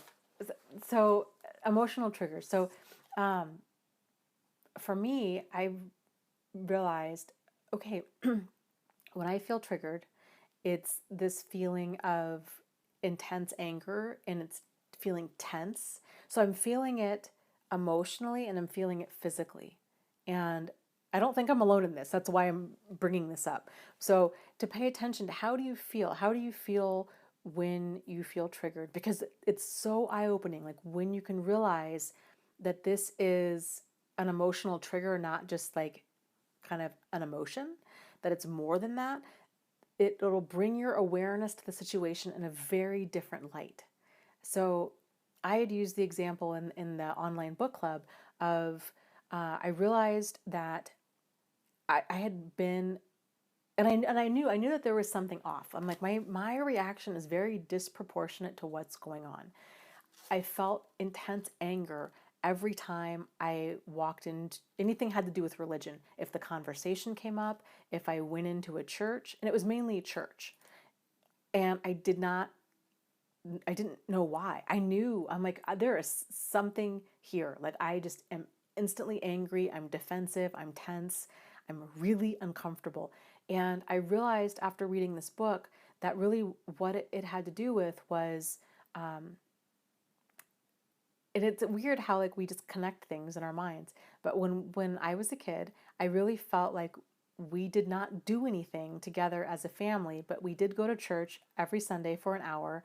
And I felt like it was this, and of course, no, like nobody wanted to go. Like nobody wanted to go. We went to Catholic mass, and so it's, this intimidating environment, and you have to be quiet when you're a kid, and like you don't want to be quiet. My brother was super hyperactive, and so my mom was always trying to keep him quiet, and my dad didn't understand like why can't this 5-year-old just sit still for an hour. I mean, the whole thing was just ridiculous.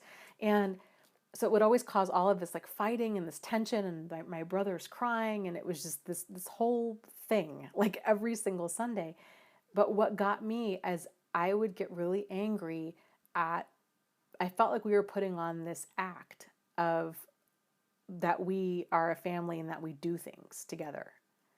And it felt fake, and it just made me really angry.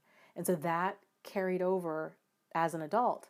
But what's interesting is, so like once I realized that, I'm like, bingo, like that's where that comes from. It was like this pressure valve just released, and oh my gosh, this night and day difference. And so there's still some levels of like resentment and like maybe a little bit of bitterness there, but it's like 80% less than it was before, maybe even like closer to 90%. It's totally workable.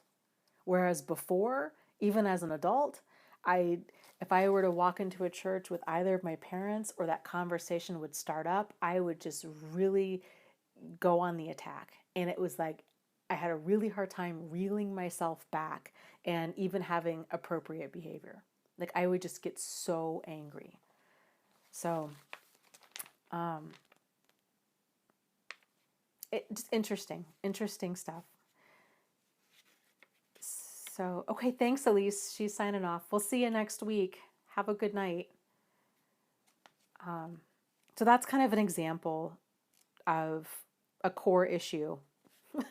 So that I thought was just kind of worth sharing. And the reason I share these, I always feel like, I always kind of wonder, like, what on earth do people think when they first see these live streams or my videos, and I'm talking so openly about my life, and like I can only imagine. But the reason I do share all of this is because I think people learn best by example, and it's the sharing of these aha moments. So please don't think that it's like I just really love sharing my life, and that I want this to be like my own therapy session for 2 to 3 hours a week where I'm talking about stuff. It's the dynamic of the live stream. I think people benefit from the examples, and I wish it could be more of a back and forth conversation, which is something that I've thought a lot about. There's like Zoom software where that could happen, but then like given the whole privacy thing because of the topic and safety and all of that, it's just, so this is what we have. So like just so everybody knows, because it feels really weird sometimes to just continually, I feel like I talk about myself a lot, and that feels weird, but I hope it's helpful, because that's the intention of it. Okay, so point number 9 is, how can we tell if our inner child needs healing? And he says, he just sums it up. He sums it up. He says, if we struggle with boundaries, with having a sense of self, with being in disempowering, toxic, or unhealthy relationships with others, if we have addictions, if we have issues with anxiety, depression, or potentially reoccurring physical symptoms such as pain, fatigue, etc., or overall, if our lives aren't working, or if we struggle with having a solid sense of self, then our inner child needs healing. Wow. That's deep. That's deep. So I like how he just kind of spells that all out, and I thought that was really profound. So and we talk about this a lot too with boundaries. So how do you know? Like, do your boundaries really need work, besides realizing that there's this narcissistic person in your life, right? Is by really, I think the fastest way is to pay attention to how you feel. If you're feeling resentful, if you're feeling angry, if you're feeling like you've given too much, or what you are giving is that you give and somebody else takes and takes, if you feel like you're not appreciated, if you feel, if you're feeling, here's another one, if you're feeling the need to vent about a person or a situation, that's a sign. These are all signs that boundaries need some work. Boundaries need some getting into alignment. If you're feeling like you need or want to go gossip about somebody else, that's also it's a form of venting, and it's also a sign that odds are there's something off there. So either if we're gossiping about this person, it's either because they violated some sort of boundary within us, or they've had some sort of behavior that is like an emotional trigger for us. And it's worth exploring. So whenever we feel, especially if we feel a really strong way about something, especially a strong negative way about something, there's more there, and that's really worth examining. It's hard. That's where when people talk about like the doing the work, like that's what they're talking about. It's really hard to sit with these uncomfortable emotions and to almost like try to make friends with them, because those uncomfortable emotions are on our side. They really are. They're everything. It's working towards our highest and greatest good. It's working towards growth, but it's a really hard way to grow because growth always accompanies pain. Like those two things go hand in hand, and so it can be really hard to sit with feelings of rage, feelings of intense hurt, feeling lonely. These are really hard feelings to sit with, but they often carry with them a very profound message. So it's worth examining. Wow. Lucy says, Dana, I was surrounded by narcissists, and I did not know anything was wrong until I was 56 years old. I thought anxiety was normal because I was always anxious. Yeah, it makes total sense, right? I mean, it's sort of like that saying, the last thing the fish notices is the water. It's the same. If we grow up in kind of this den of dysfunction, and we don't realize that it's dysfunction, like it's home. I heard a great quote the other day. It's something like, and this to me, I thought, if this resonates with a person, then there's some digging to do. For some people, they get homesick. For other people, going home makes them sick. I thought isn't that the truth? Like, and how profound that is, and worth exploring.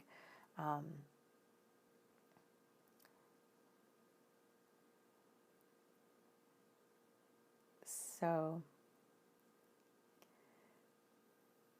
oh, I bet. Oh, I'm so thrilled to hear that. Lucy says, I am reveling and rolling and not being anxious now. Yes, I love that, right? And it's so funny because like once you're like, oh, what, really? Like this is so nice. This peace and calm and being around other people that there's no agenda. Like they're there. They're empowering and they're inspiring, and they're just solid, good people. Even if they're online, like people that you can meet in like the different support groups or kind of what have you, just realizing, oh my gosh, it feels so good to just feel good. It just feels so good to have my space and to not feel defensive and to not have to argue and to not have to explain the basics of adult behavior to another adult, and to just have calm, in my life. And yeah, she says it took a lot of work, but I am at peace now. Yes. Ooh, I like that. Postmodern says, Lori, yes, I heard in Al-Anon If something triggers an emotional reaction over a 4, it's from the past. That makes total sense. I like that. I like how certain people can they just spell it out and you're like, ding. Like, that makes sense. I get that. I like that. So I think calm starts with, it starts with really putting ourselves first, not in an unhealthy, like over the top, narcissistic way. It's like in like a healthy, I don't know, I hate, there's so much confusion with all of these terms. It just, I get it, but it bothers me at the same time.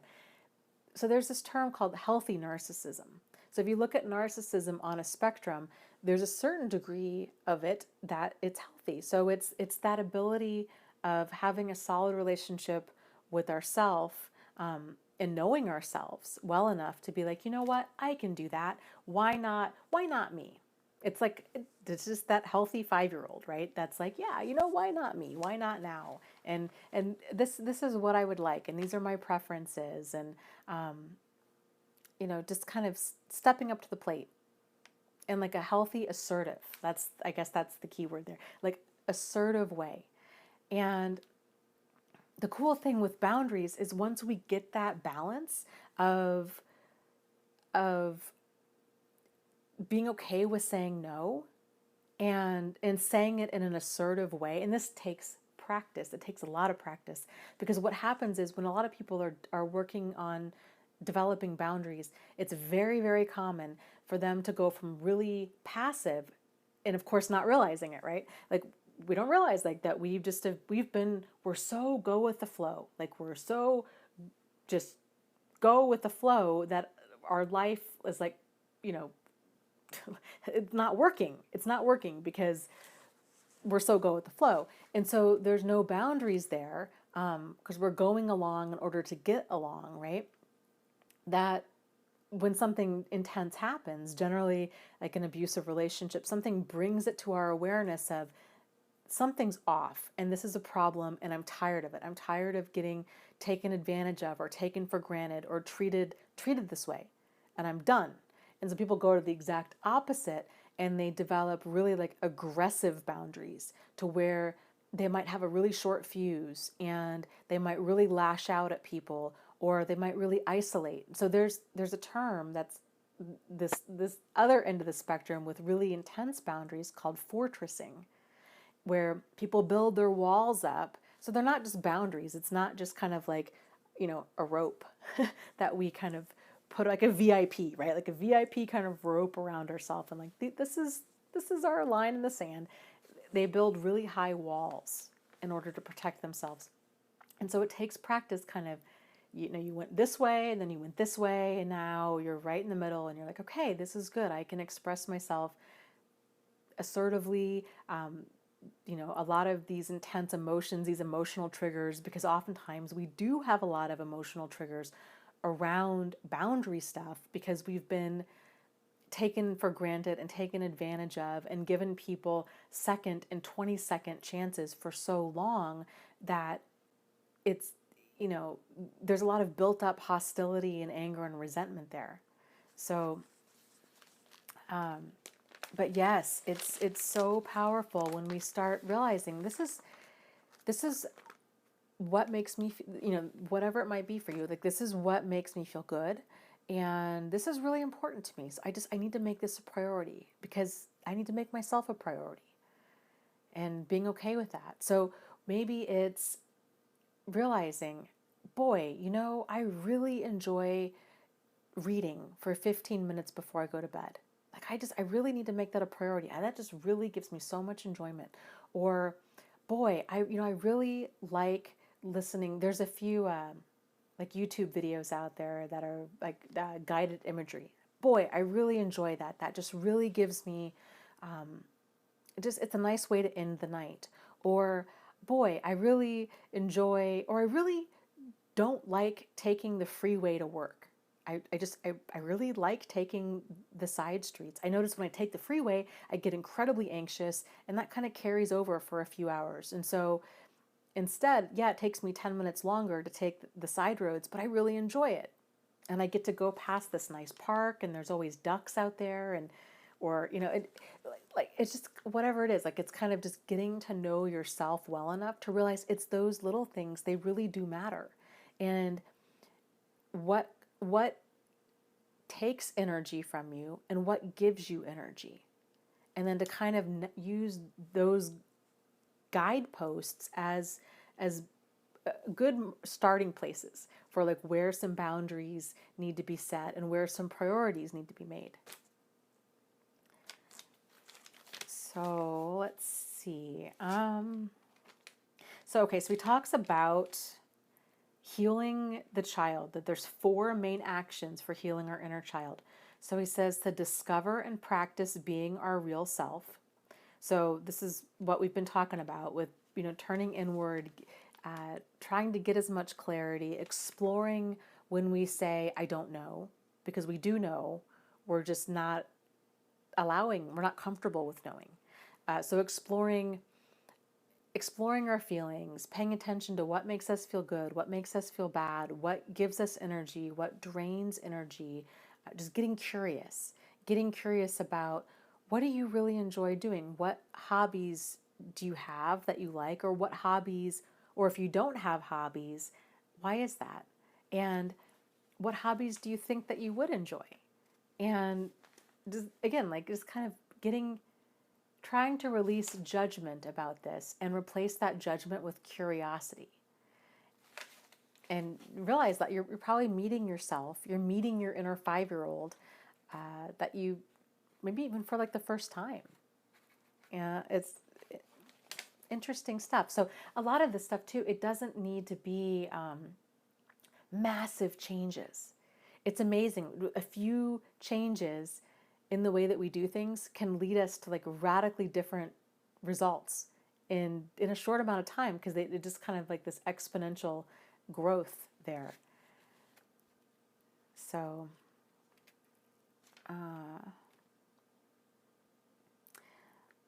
so number 3 with healing the child, number 2. Okay, so number 1, discover and practice being our real self. Number 2, identify our ongoing physical, mental, emotional, and spiritual needs. Practice getting those needs met with safe and supportive people. So paying attention to how we feel. Remember, this is kind of like this evolution of, especially, these 4 up here, kind of where are boundaries? And, is this kind of what we've been used to doing with boundaries? Because this is not healthy, and this is not what we want to do.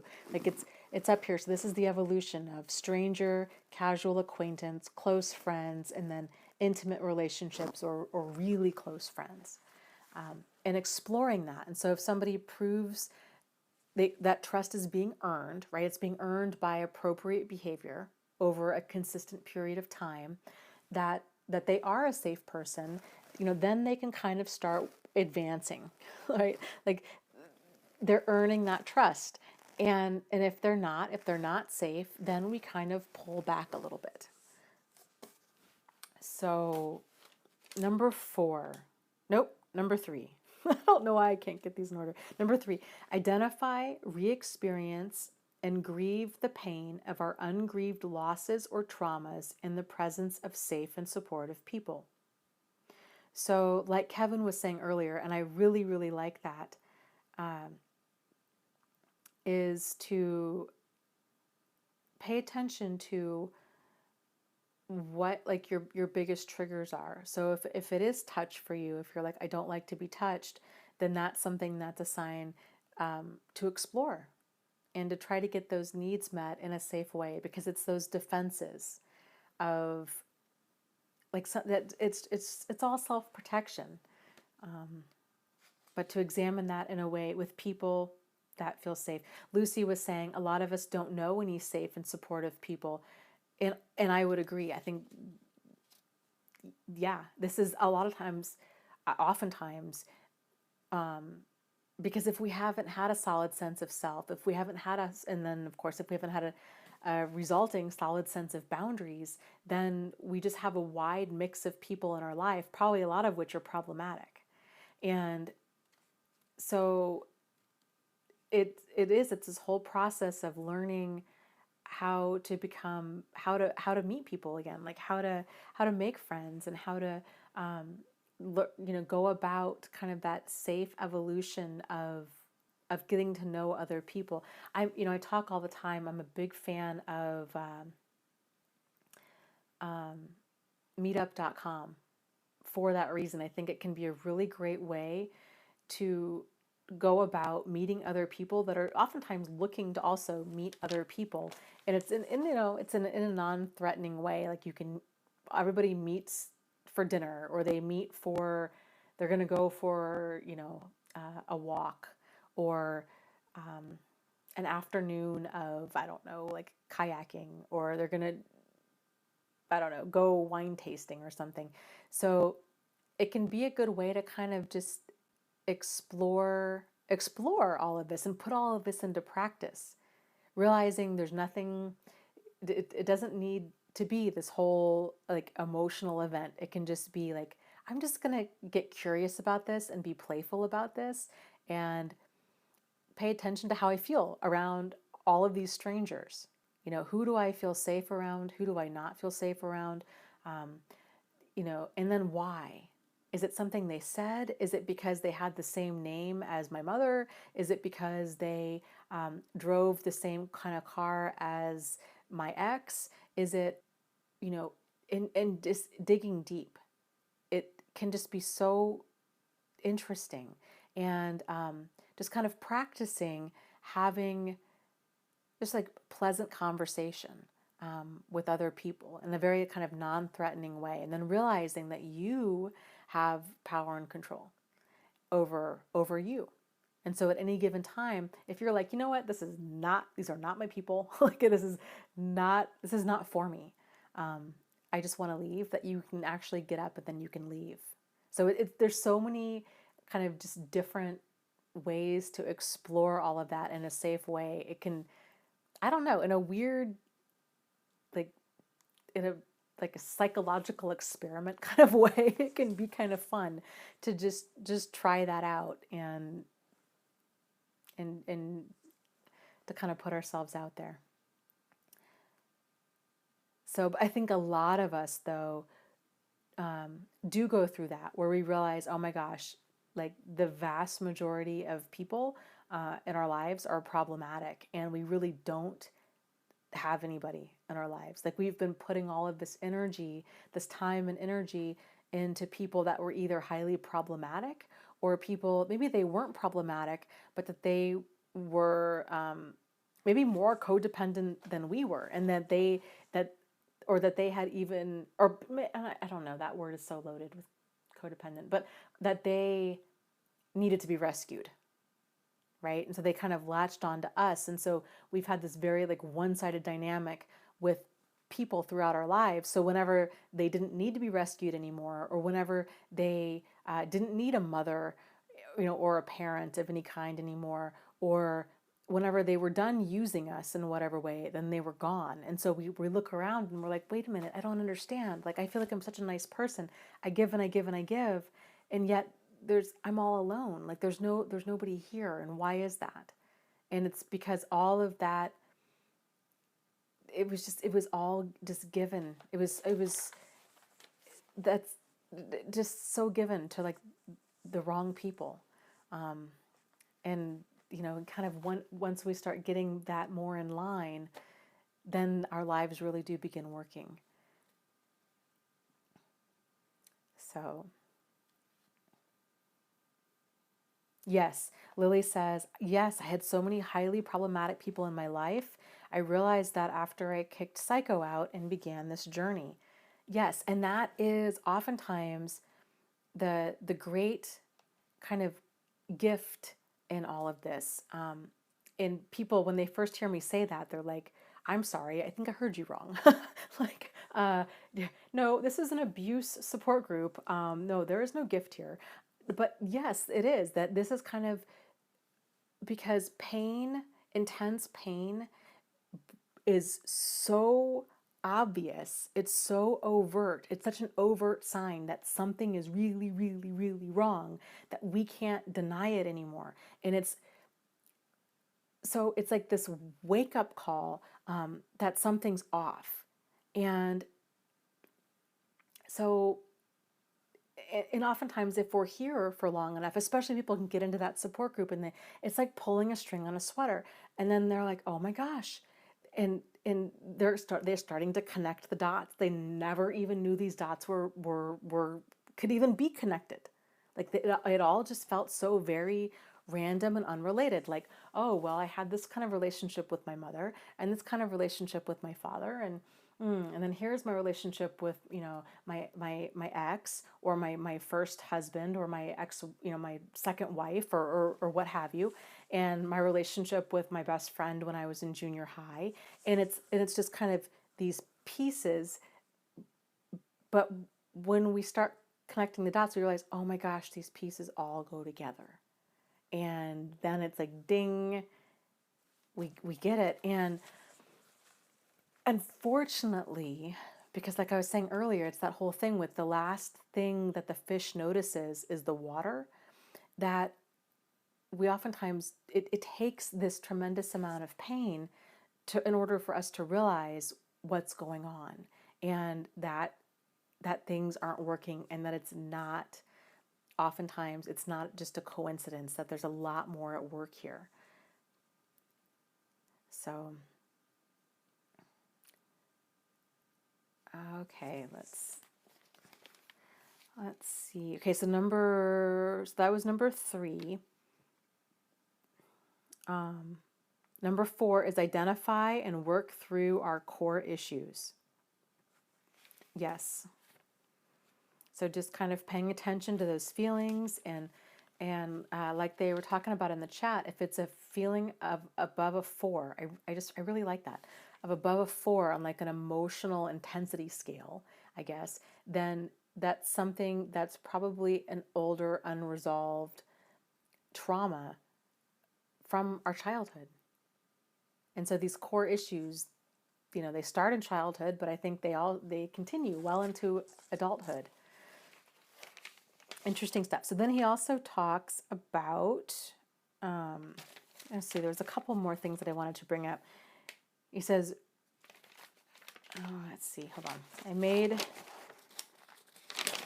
marks. And there's also, I'm probably being really loud with my microphone right there. I just realized that. There is a section in this book. Actually, okay.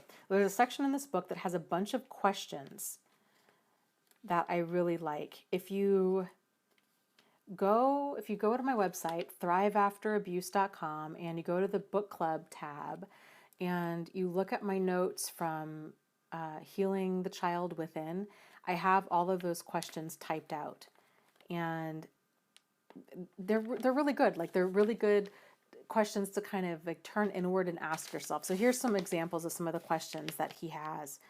God, how often do you fail to recognize your accomplishments? Never, seldom, occasionally, often, or usually. Do you overextend yourself? Do you fear criticism? Have you had problems with your own compulsive behavior? Do you have a need for perfection? Do you care for others easily, but yet find it difficult to care for yourself? And these go on and on and on. He's got a bunch of questions in here, and it's really, really interesting stuff. So another topic that he talks about, and I like that he differentiates this, is that basically a dysfunctional family is a shame-based family. That there's secrets, there's lies, there's dysfunction, there's people not talking about things, there's major things wrong. There's generally abuse, addiction, adultery, or kind of just that totally that attitude of like, we don't talk about things with us, we don't talk about things outside of the family. What stays in the den of dysfunction, like what happens in the den of dysfunction stays in the den of dysfunction, right? So it's that kind of attitude. That creates a lot of shame, and he differentiates shame and guilt. So guilt is this sense that we've done something wrong, right? Shame is the feeling that we are something wrong. I like the way that he spelled that out. So it's that feeling that there's something profoundly broken, something wrong specifically with us. And it starts off if there's that dysfunction within families. So interesting. Okay, let's see.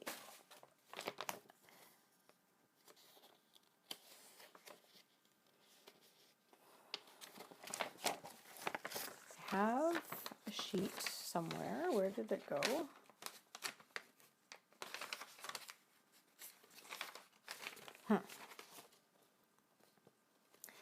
And he lists out a lot of examples, the different emotions that shame often, the other emotions that mask shame: anger, resentment, rage, blame, contempt, control, perfectionism, neglect, withdrawal, abandonment, disappointment, compulsive behavior, people pleasing, feeling alienated, withdrawn. Shame comes from what we do with the negative messages, the negative affirmations, beliefs, and rules that we hear as we grow up from parents, clergy, teachers, and others in authority. That we are somehow not okay, that our feelings, needs, and true self is not acceptable. Shame is the central issue. We have compulsive behaviors to cope with the shame, then some realization of our true self, then temporary relief from the tension, suffering, or numbness. Then the self remains incomplete, then more shame, then continued chronic distress, then alienation from our true self, then more compulsive behavior. And so that, he said, is like, that's oftentimes the cycle. And in healing that shame, so it says, okay, when we are in a shame-based relationship, we may feel like we are losing our minds or going crazy. And I put in my notes, it's because we are. We are losing our minds. We are feeling like we're going crazy because we're losing our sense of self. We lose sense of reality, and we're unable to trust our senses, our feelings, and our reactions. So, because in troubled or dysfunctional homes, family members are not allowed or able to have a solid sense of self. Deep stuff. So let me read some of these comments here. There's lots of good comments going on in the chat here.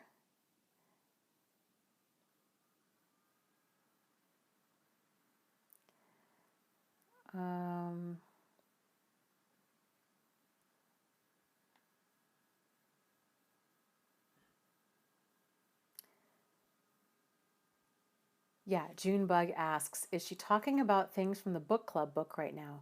Yes. So this whole discussion had to do with the book Healing the Child Within by Charles Whitfield.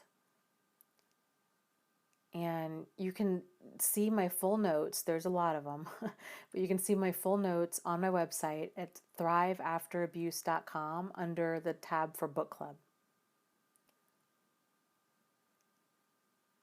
if you want to review them. And then, of course, my guess is going to be after this video, like, ends, and then it's people make comments and stuff. The discussion on all of this is going to continue down below in the comments on this video, which will be interesting as well to go back and read. So it's a good book. And what's been interesting too is you know, like kind of this whole synthesis of ideas and concepts. So reading a lot of these books. I mean, these have been very profound books, and especially for when they were written, and getting a lot of these concepts and ideas and kind of, you know, weaving them together is just really, it just makes a lot of things really make sense. So, and of course, too, it's very helpful to hear from all these other people that are on this path as well that say, "Hey, have you checked out this book? Like, it's really great. I highly recommend it." And getting, because again, like if we don't know, then we're just kind of fumbling through the library or fumbling through Amazon. We're like, okay, this book has some pretty good reviews. I guess I'll read this one. Or you know, like we don't know. Like we don't know what we don't know, and like so we're doing the best we can. But it's so helpful to hear from other people, like what aha moments they've had and what books have influenced them and what books have led to their aha moments and all of that. So I'm excited to continue doing this whole book club thing for that reason, because I think it's just gonna be it's just fun and it's awesome and leads to a lot of really great conversations. So okay, let's see. Let me scroll down here.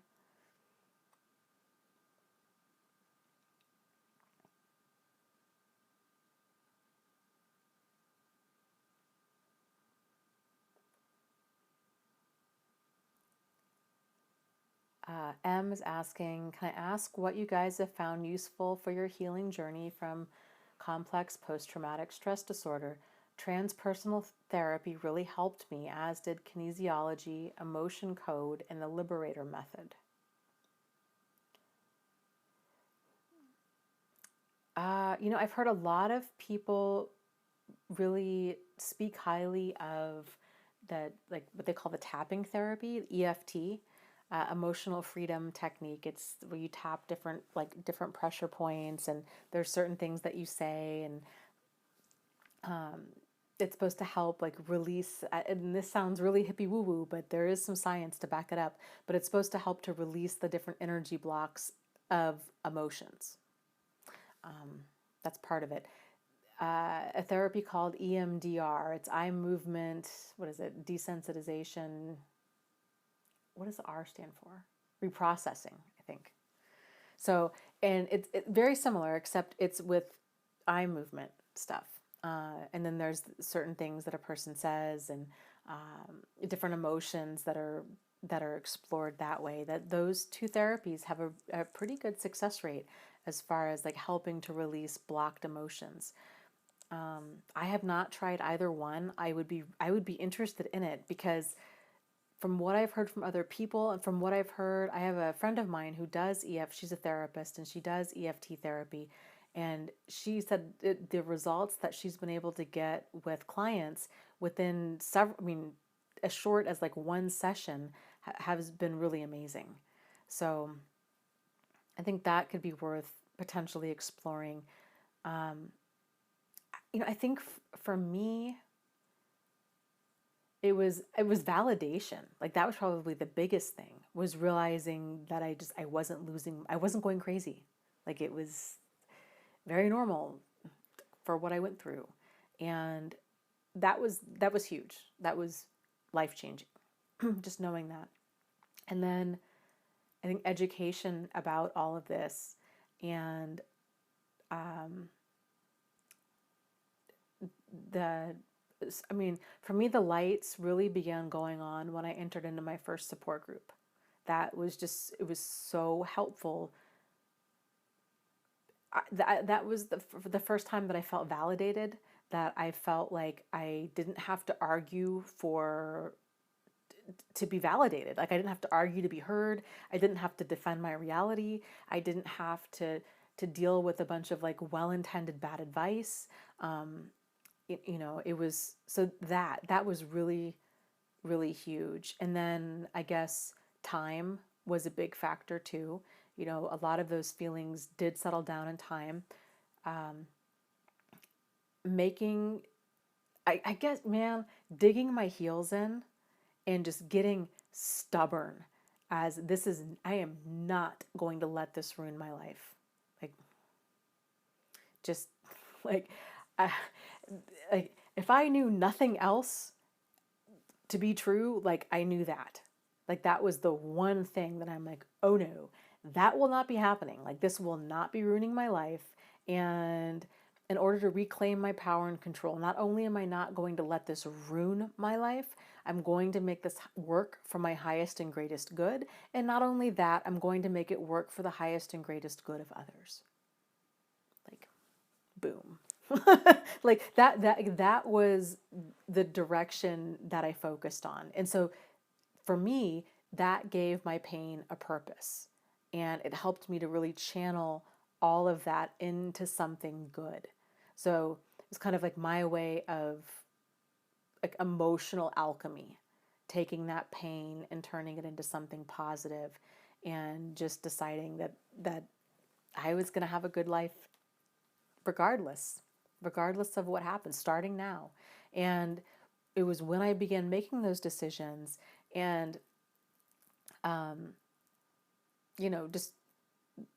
just moving forward on that and in every day, and oftentimes in little ways, like I was talking about earlier, kind of getting to know yourself and realizing what makes you feel good, like just starting there, like move in that direction. Move to what makes you feel calm and peaceful and nourished and empowered. So,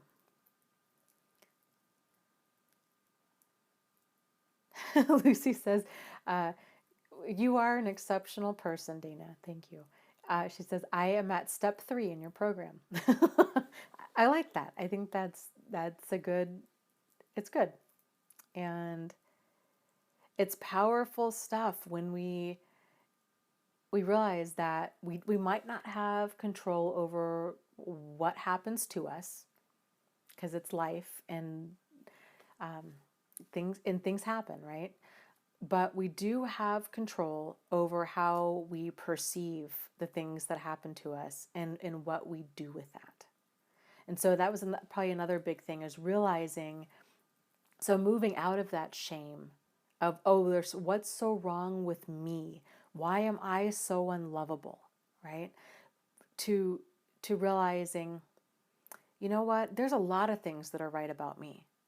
Like, just like there's a lot of things that are right about you guys. And it's not us. Like, there's nothing that's profoundly wrong or bad or unlovable or unworthy about you. And that you're worth peace and calm and feeling happy and enjoying this life. Like, that's available to you. It's available to all of us. So I think kind of just realizing that their behavior is a reflection of them. It's not a reflection of me. And so I'm not going to let their awful behavior have power over me. Like, I'm not going to accept their perception of me. So no more other people defining or demeaning or devaluing or discrediting or any of that. Like, I'm done. Like, that's a bunch of drama and dysfunction. I want to stay like 500 feet away from at all times. Like, I just don't need that. Like, we're done, right? Like, drama, dysfunction, that's deal breaker. Like, I'm not doing that. I've been there, I've done that. It doesn't mean that we have to make them like bad or wrong or any of that. I mean, you can if you want. Like, you can define whatever you're going through however you want. But I'm just saying, because a lot of people struggle with that, is it doesn't have to be that if you don't want it to be that. It doesn't have to be this us versus them thing. It can just be like, you know what, this person is just drama and dysfunction, and I wish them light and love from behind a closed door, you know, that I'm going to nail shut. Like I just can't have that in my life. You know, no hard feelings. I just, it's not for me. And I might, that drama and dysfunction person, you know, that might be a parent or a child, or, you know, somebody that you're like, I love this person, but you can still love a person and keep yourself safe. Like it doesn't need to be where, you know, we sink ourselves in order to save this other person, all so that this relationship can stay afloat. Like no more crumbs, no more one-sided dynamics, no more giving and giving and giving while somebody else takes and takes and takes. Like it's done.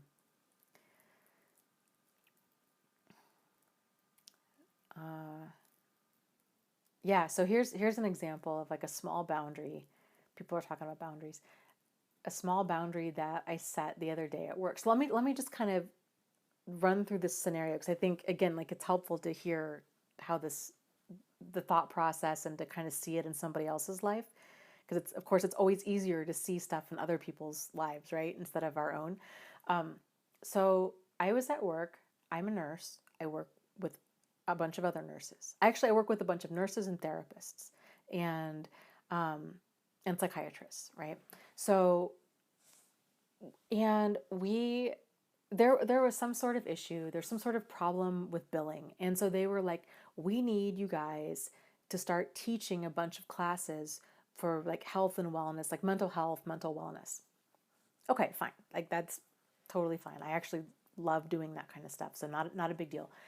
And I think nurses and social workers / therapists, our personality tends to be, we put other people first. We give and we give and we give.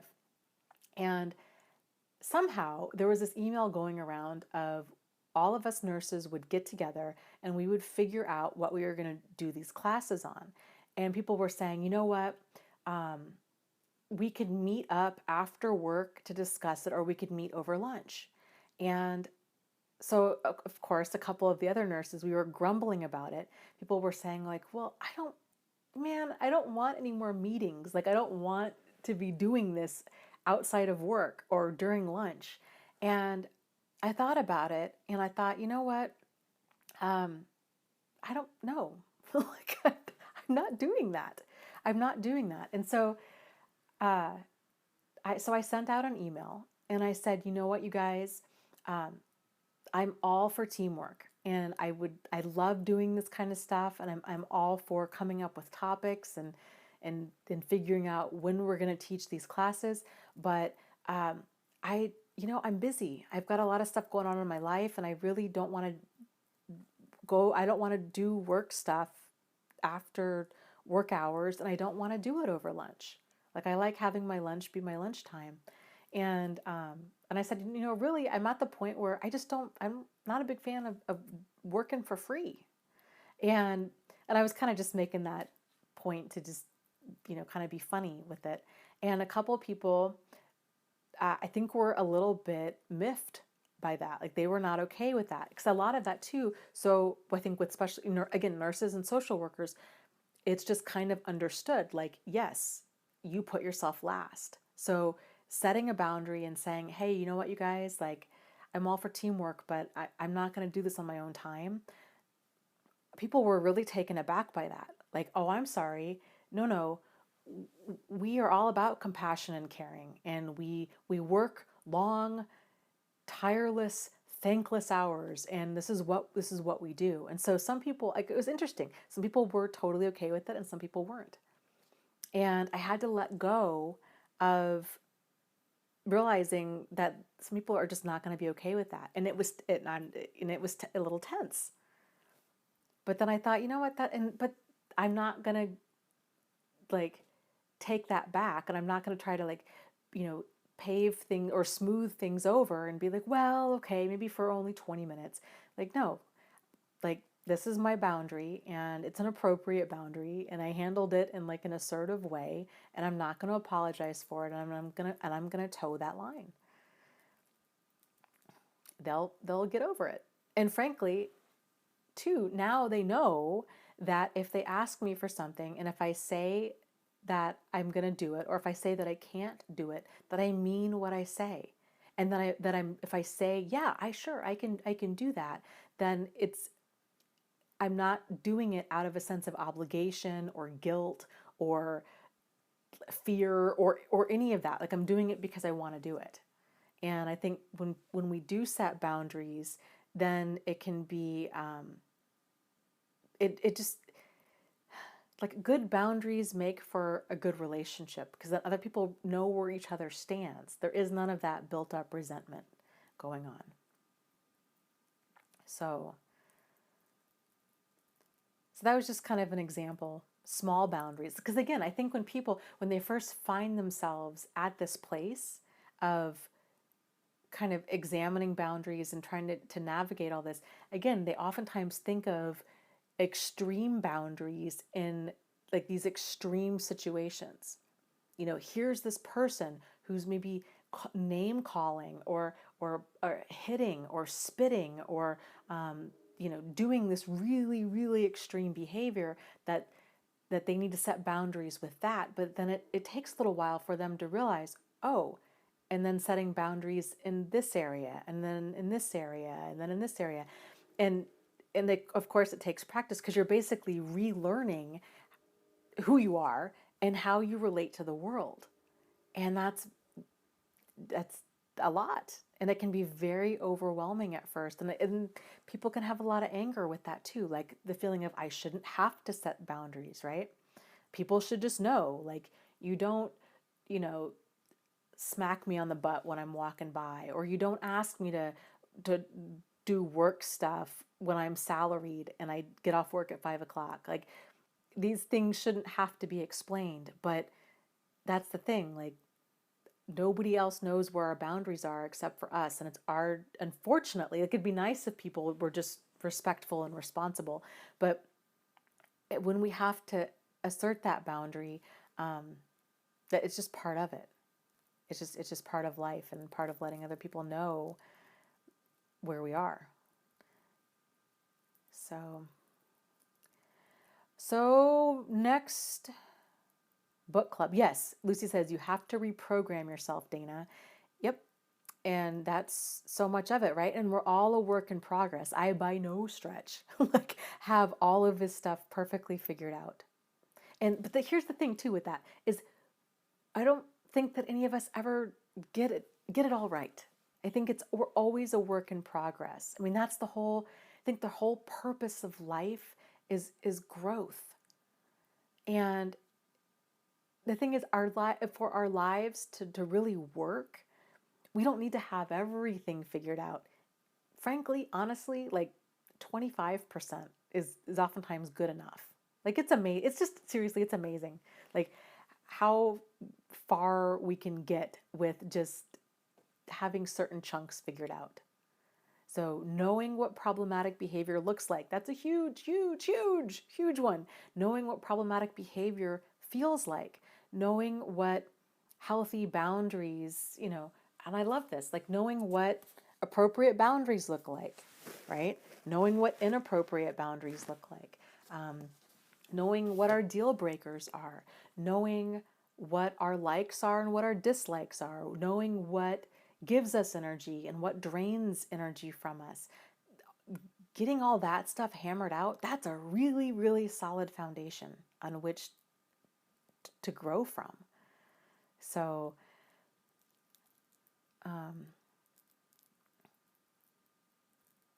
yeah, well, that's a very valid point. Lucy says, I only have boundary issues with personality disordered people. Normal people don't cross boundaries, at least in my life. Yeah. Yep. I would agree by and large. I guess for me, it's the crazy makers, the toxic people, the problematic people are the ones that push boundaries for sure. But like in that last example I gave, that was a lot of people that had a lot of kind of like codependent behaviors. It was really good people. Those people, some of I work with some really awesome people that man, like they give and they give and they give and they give and they give. And some of them are there on nights and weekends. And, um, and again, like I'm all for that. If it's like an extreme situation and it's like that needs to happen, I'm okay with that. Like that's where my boundary is. Like I'm okay with that.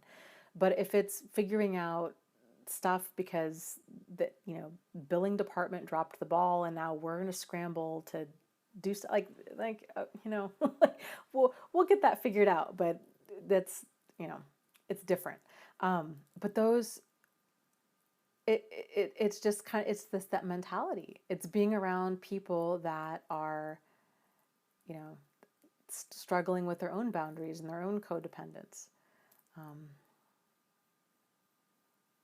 But it's hard too because you have in that field, I think especially social workers and nurses, in that field, it's almost I would say it's probably like 95% of people in that field struggle with major codependency issues, major boundary issues. And because we've taken that trait, right? That excessive caretaking, and we've made a whole career of it. That's what we do. And for a lot of people, that's their identity. That's who they are. And so, but it's problematic. So,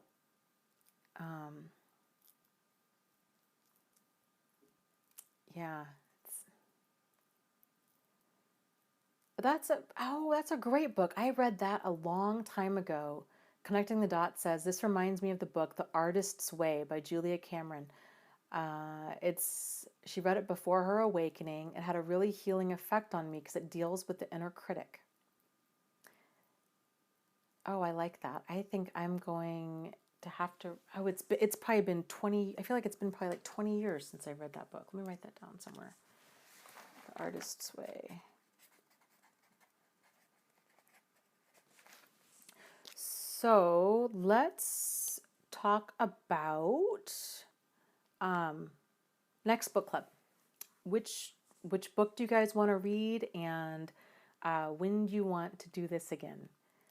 Do Thursdays work for people? Or do you guys want to do... I'm open. Tuesdays or Thursdays. Either way works for me. We can do... Kevin says tomorrow. We can do... we can do... we can do any book you want to do. So we can do a totally different book, or we can do one that we've already read. I know somebody had mentioned in the live stream last night about doing a book club live stream on the book Psychopath Free, which that's a great book. Pete Walker's book would be another one. So Wise Tech says, thank you for doing this, Dana, for your time, your effort, your knowledge, and everything. Fantastic job. Well, thank you. I enjoy this so much too. I'm just thrilled to know you guys, to meet you guys, to have come across you on the internet. It's just fantastic that there's so many other kind of seekers along this path. I kind of just thought I was all alone for a long time. And so it's really nice. And I just love doing this. So,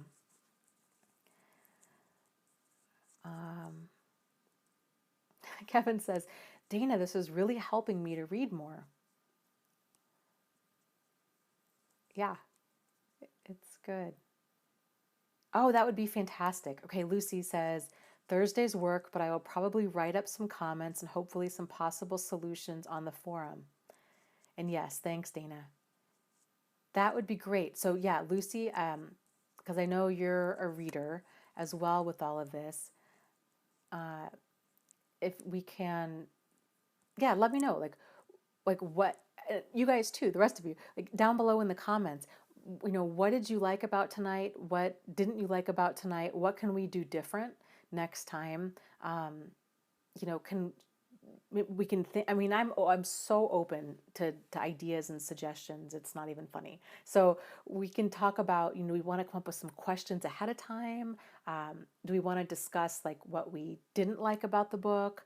Kind of how would you like to see this book club discussion evolve over time? So this was our first attempt at it. She says, I am an avid rabid reader. Yes, me too. Me too. I have been ever since I was a kid. Just, those reading lists they give you when you're a kid in school. I would take that as like a personal challenge, and I would just tear through those within like weeks. Just loved reading.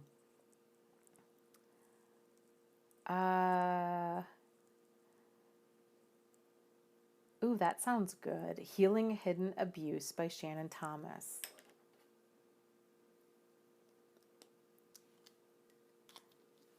Okay, let me write this down. Healing Hidden Abuse.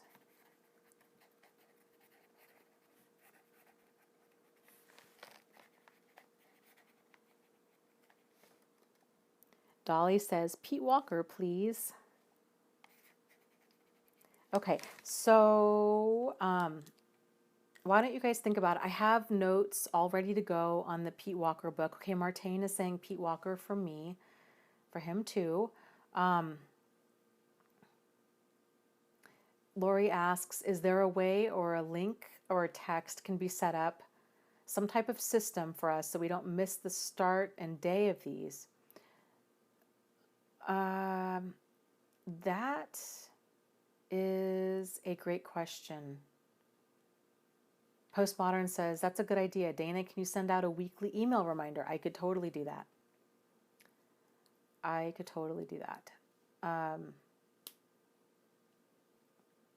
Yeah, like we could put our numbers on an email list or contact an hour or so ahead of time. Yeah, let me chew on that and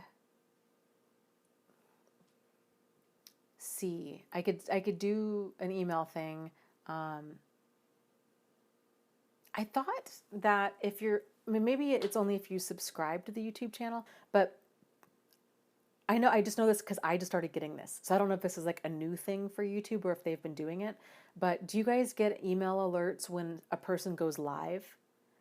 Because I've gotten, like I said, maybe this has been going on for a while and it's just something I just started noticing. I don't know. Okay, yeah, Limitless says when I've subscribed to a YouTube channel, I get notification.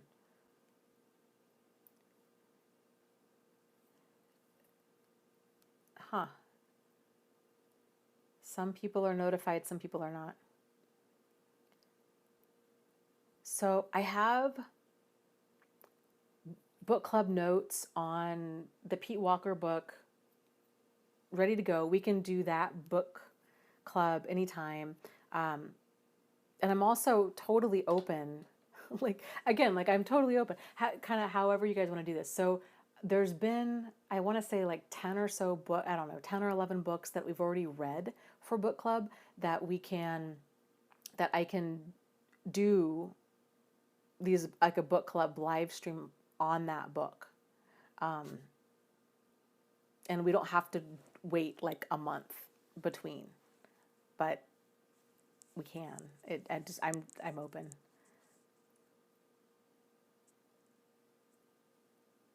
Okay, Lucy says connecting, that book is great. What book are you talking about? I just missed.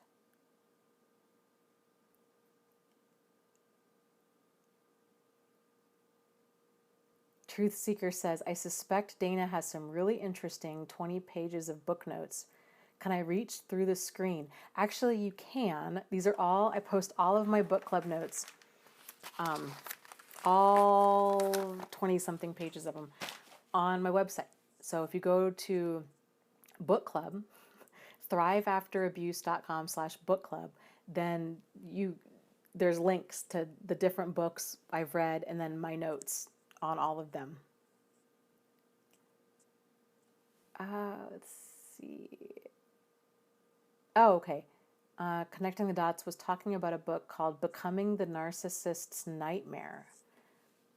And Lucy says, yes, that book is great.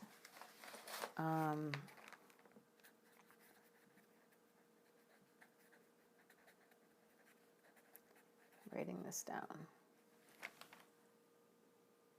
Well, why don't you guys think about it? Dolly says, how in the world can you do all of this? The answer is coffee. Lots and lots of coffee. I'm interested in this. Frankly, I would be doing all of this anyhow. I was doing a lot of this stuff anyhow. So, let's see.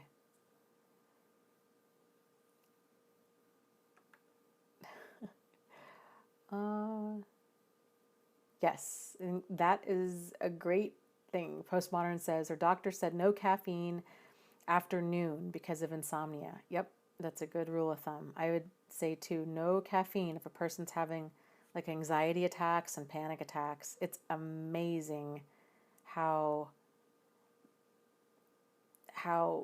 like responsive our bodies can be to caffeine when we're already on overdrive.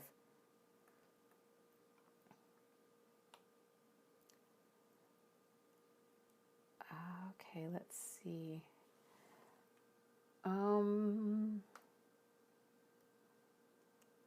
Well, I'm gonna sign off. Yeah, somebody's talking about, I think, Richard. I'm guessing Richard Grannon, Spartan Life Coach. Yeah, he's a wealth of information, for sure. There's a lot of really great speakers out there on this topic, and Amethyst says nurses are often big coffee drinkers. Dana, yes, we are. yes, we are. So I was gonna say, there's lots of different speakers on this topic. So if you are new to all of this and you just somehow kind of managed to make your way here tonight, I would encourage you to explore YouTube. There's quite a few different speakers on it. We all, of course, we all have our own voice in this. We all have our own take on things.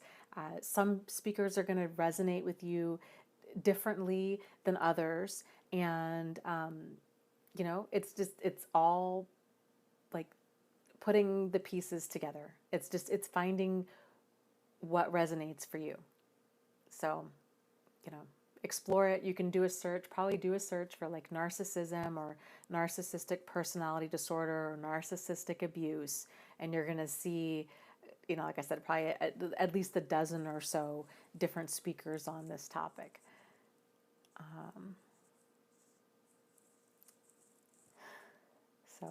Okay, with that said, let's continue this conversation down below in the chat, and we'll figure out kind of what book we want to read next and when we want to have this book club, and then we'll go from there. So it'd be nice to maybe have kind of a set date and time so people can plan for it. But like I said, I'm also open to squeezing in some more book club live streams within the next few months to kind of get caught up, but whatever. So, okay, guys, take care. Thank you so much for joining me tonight.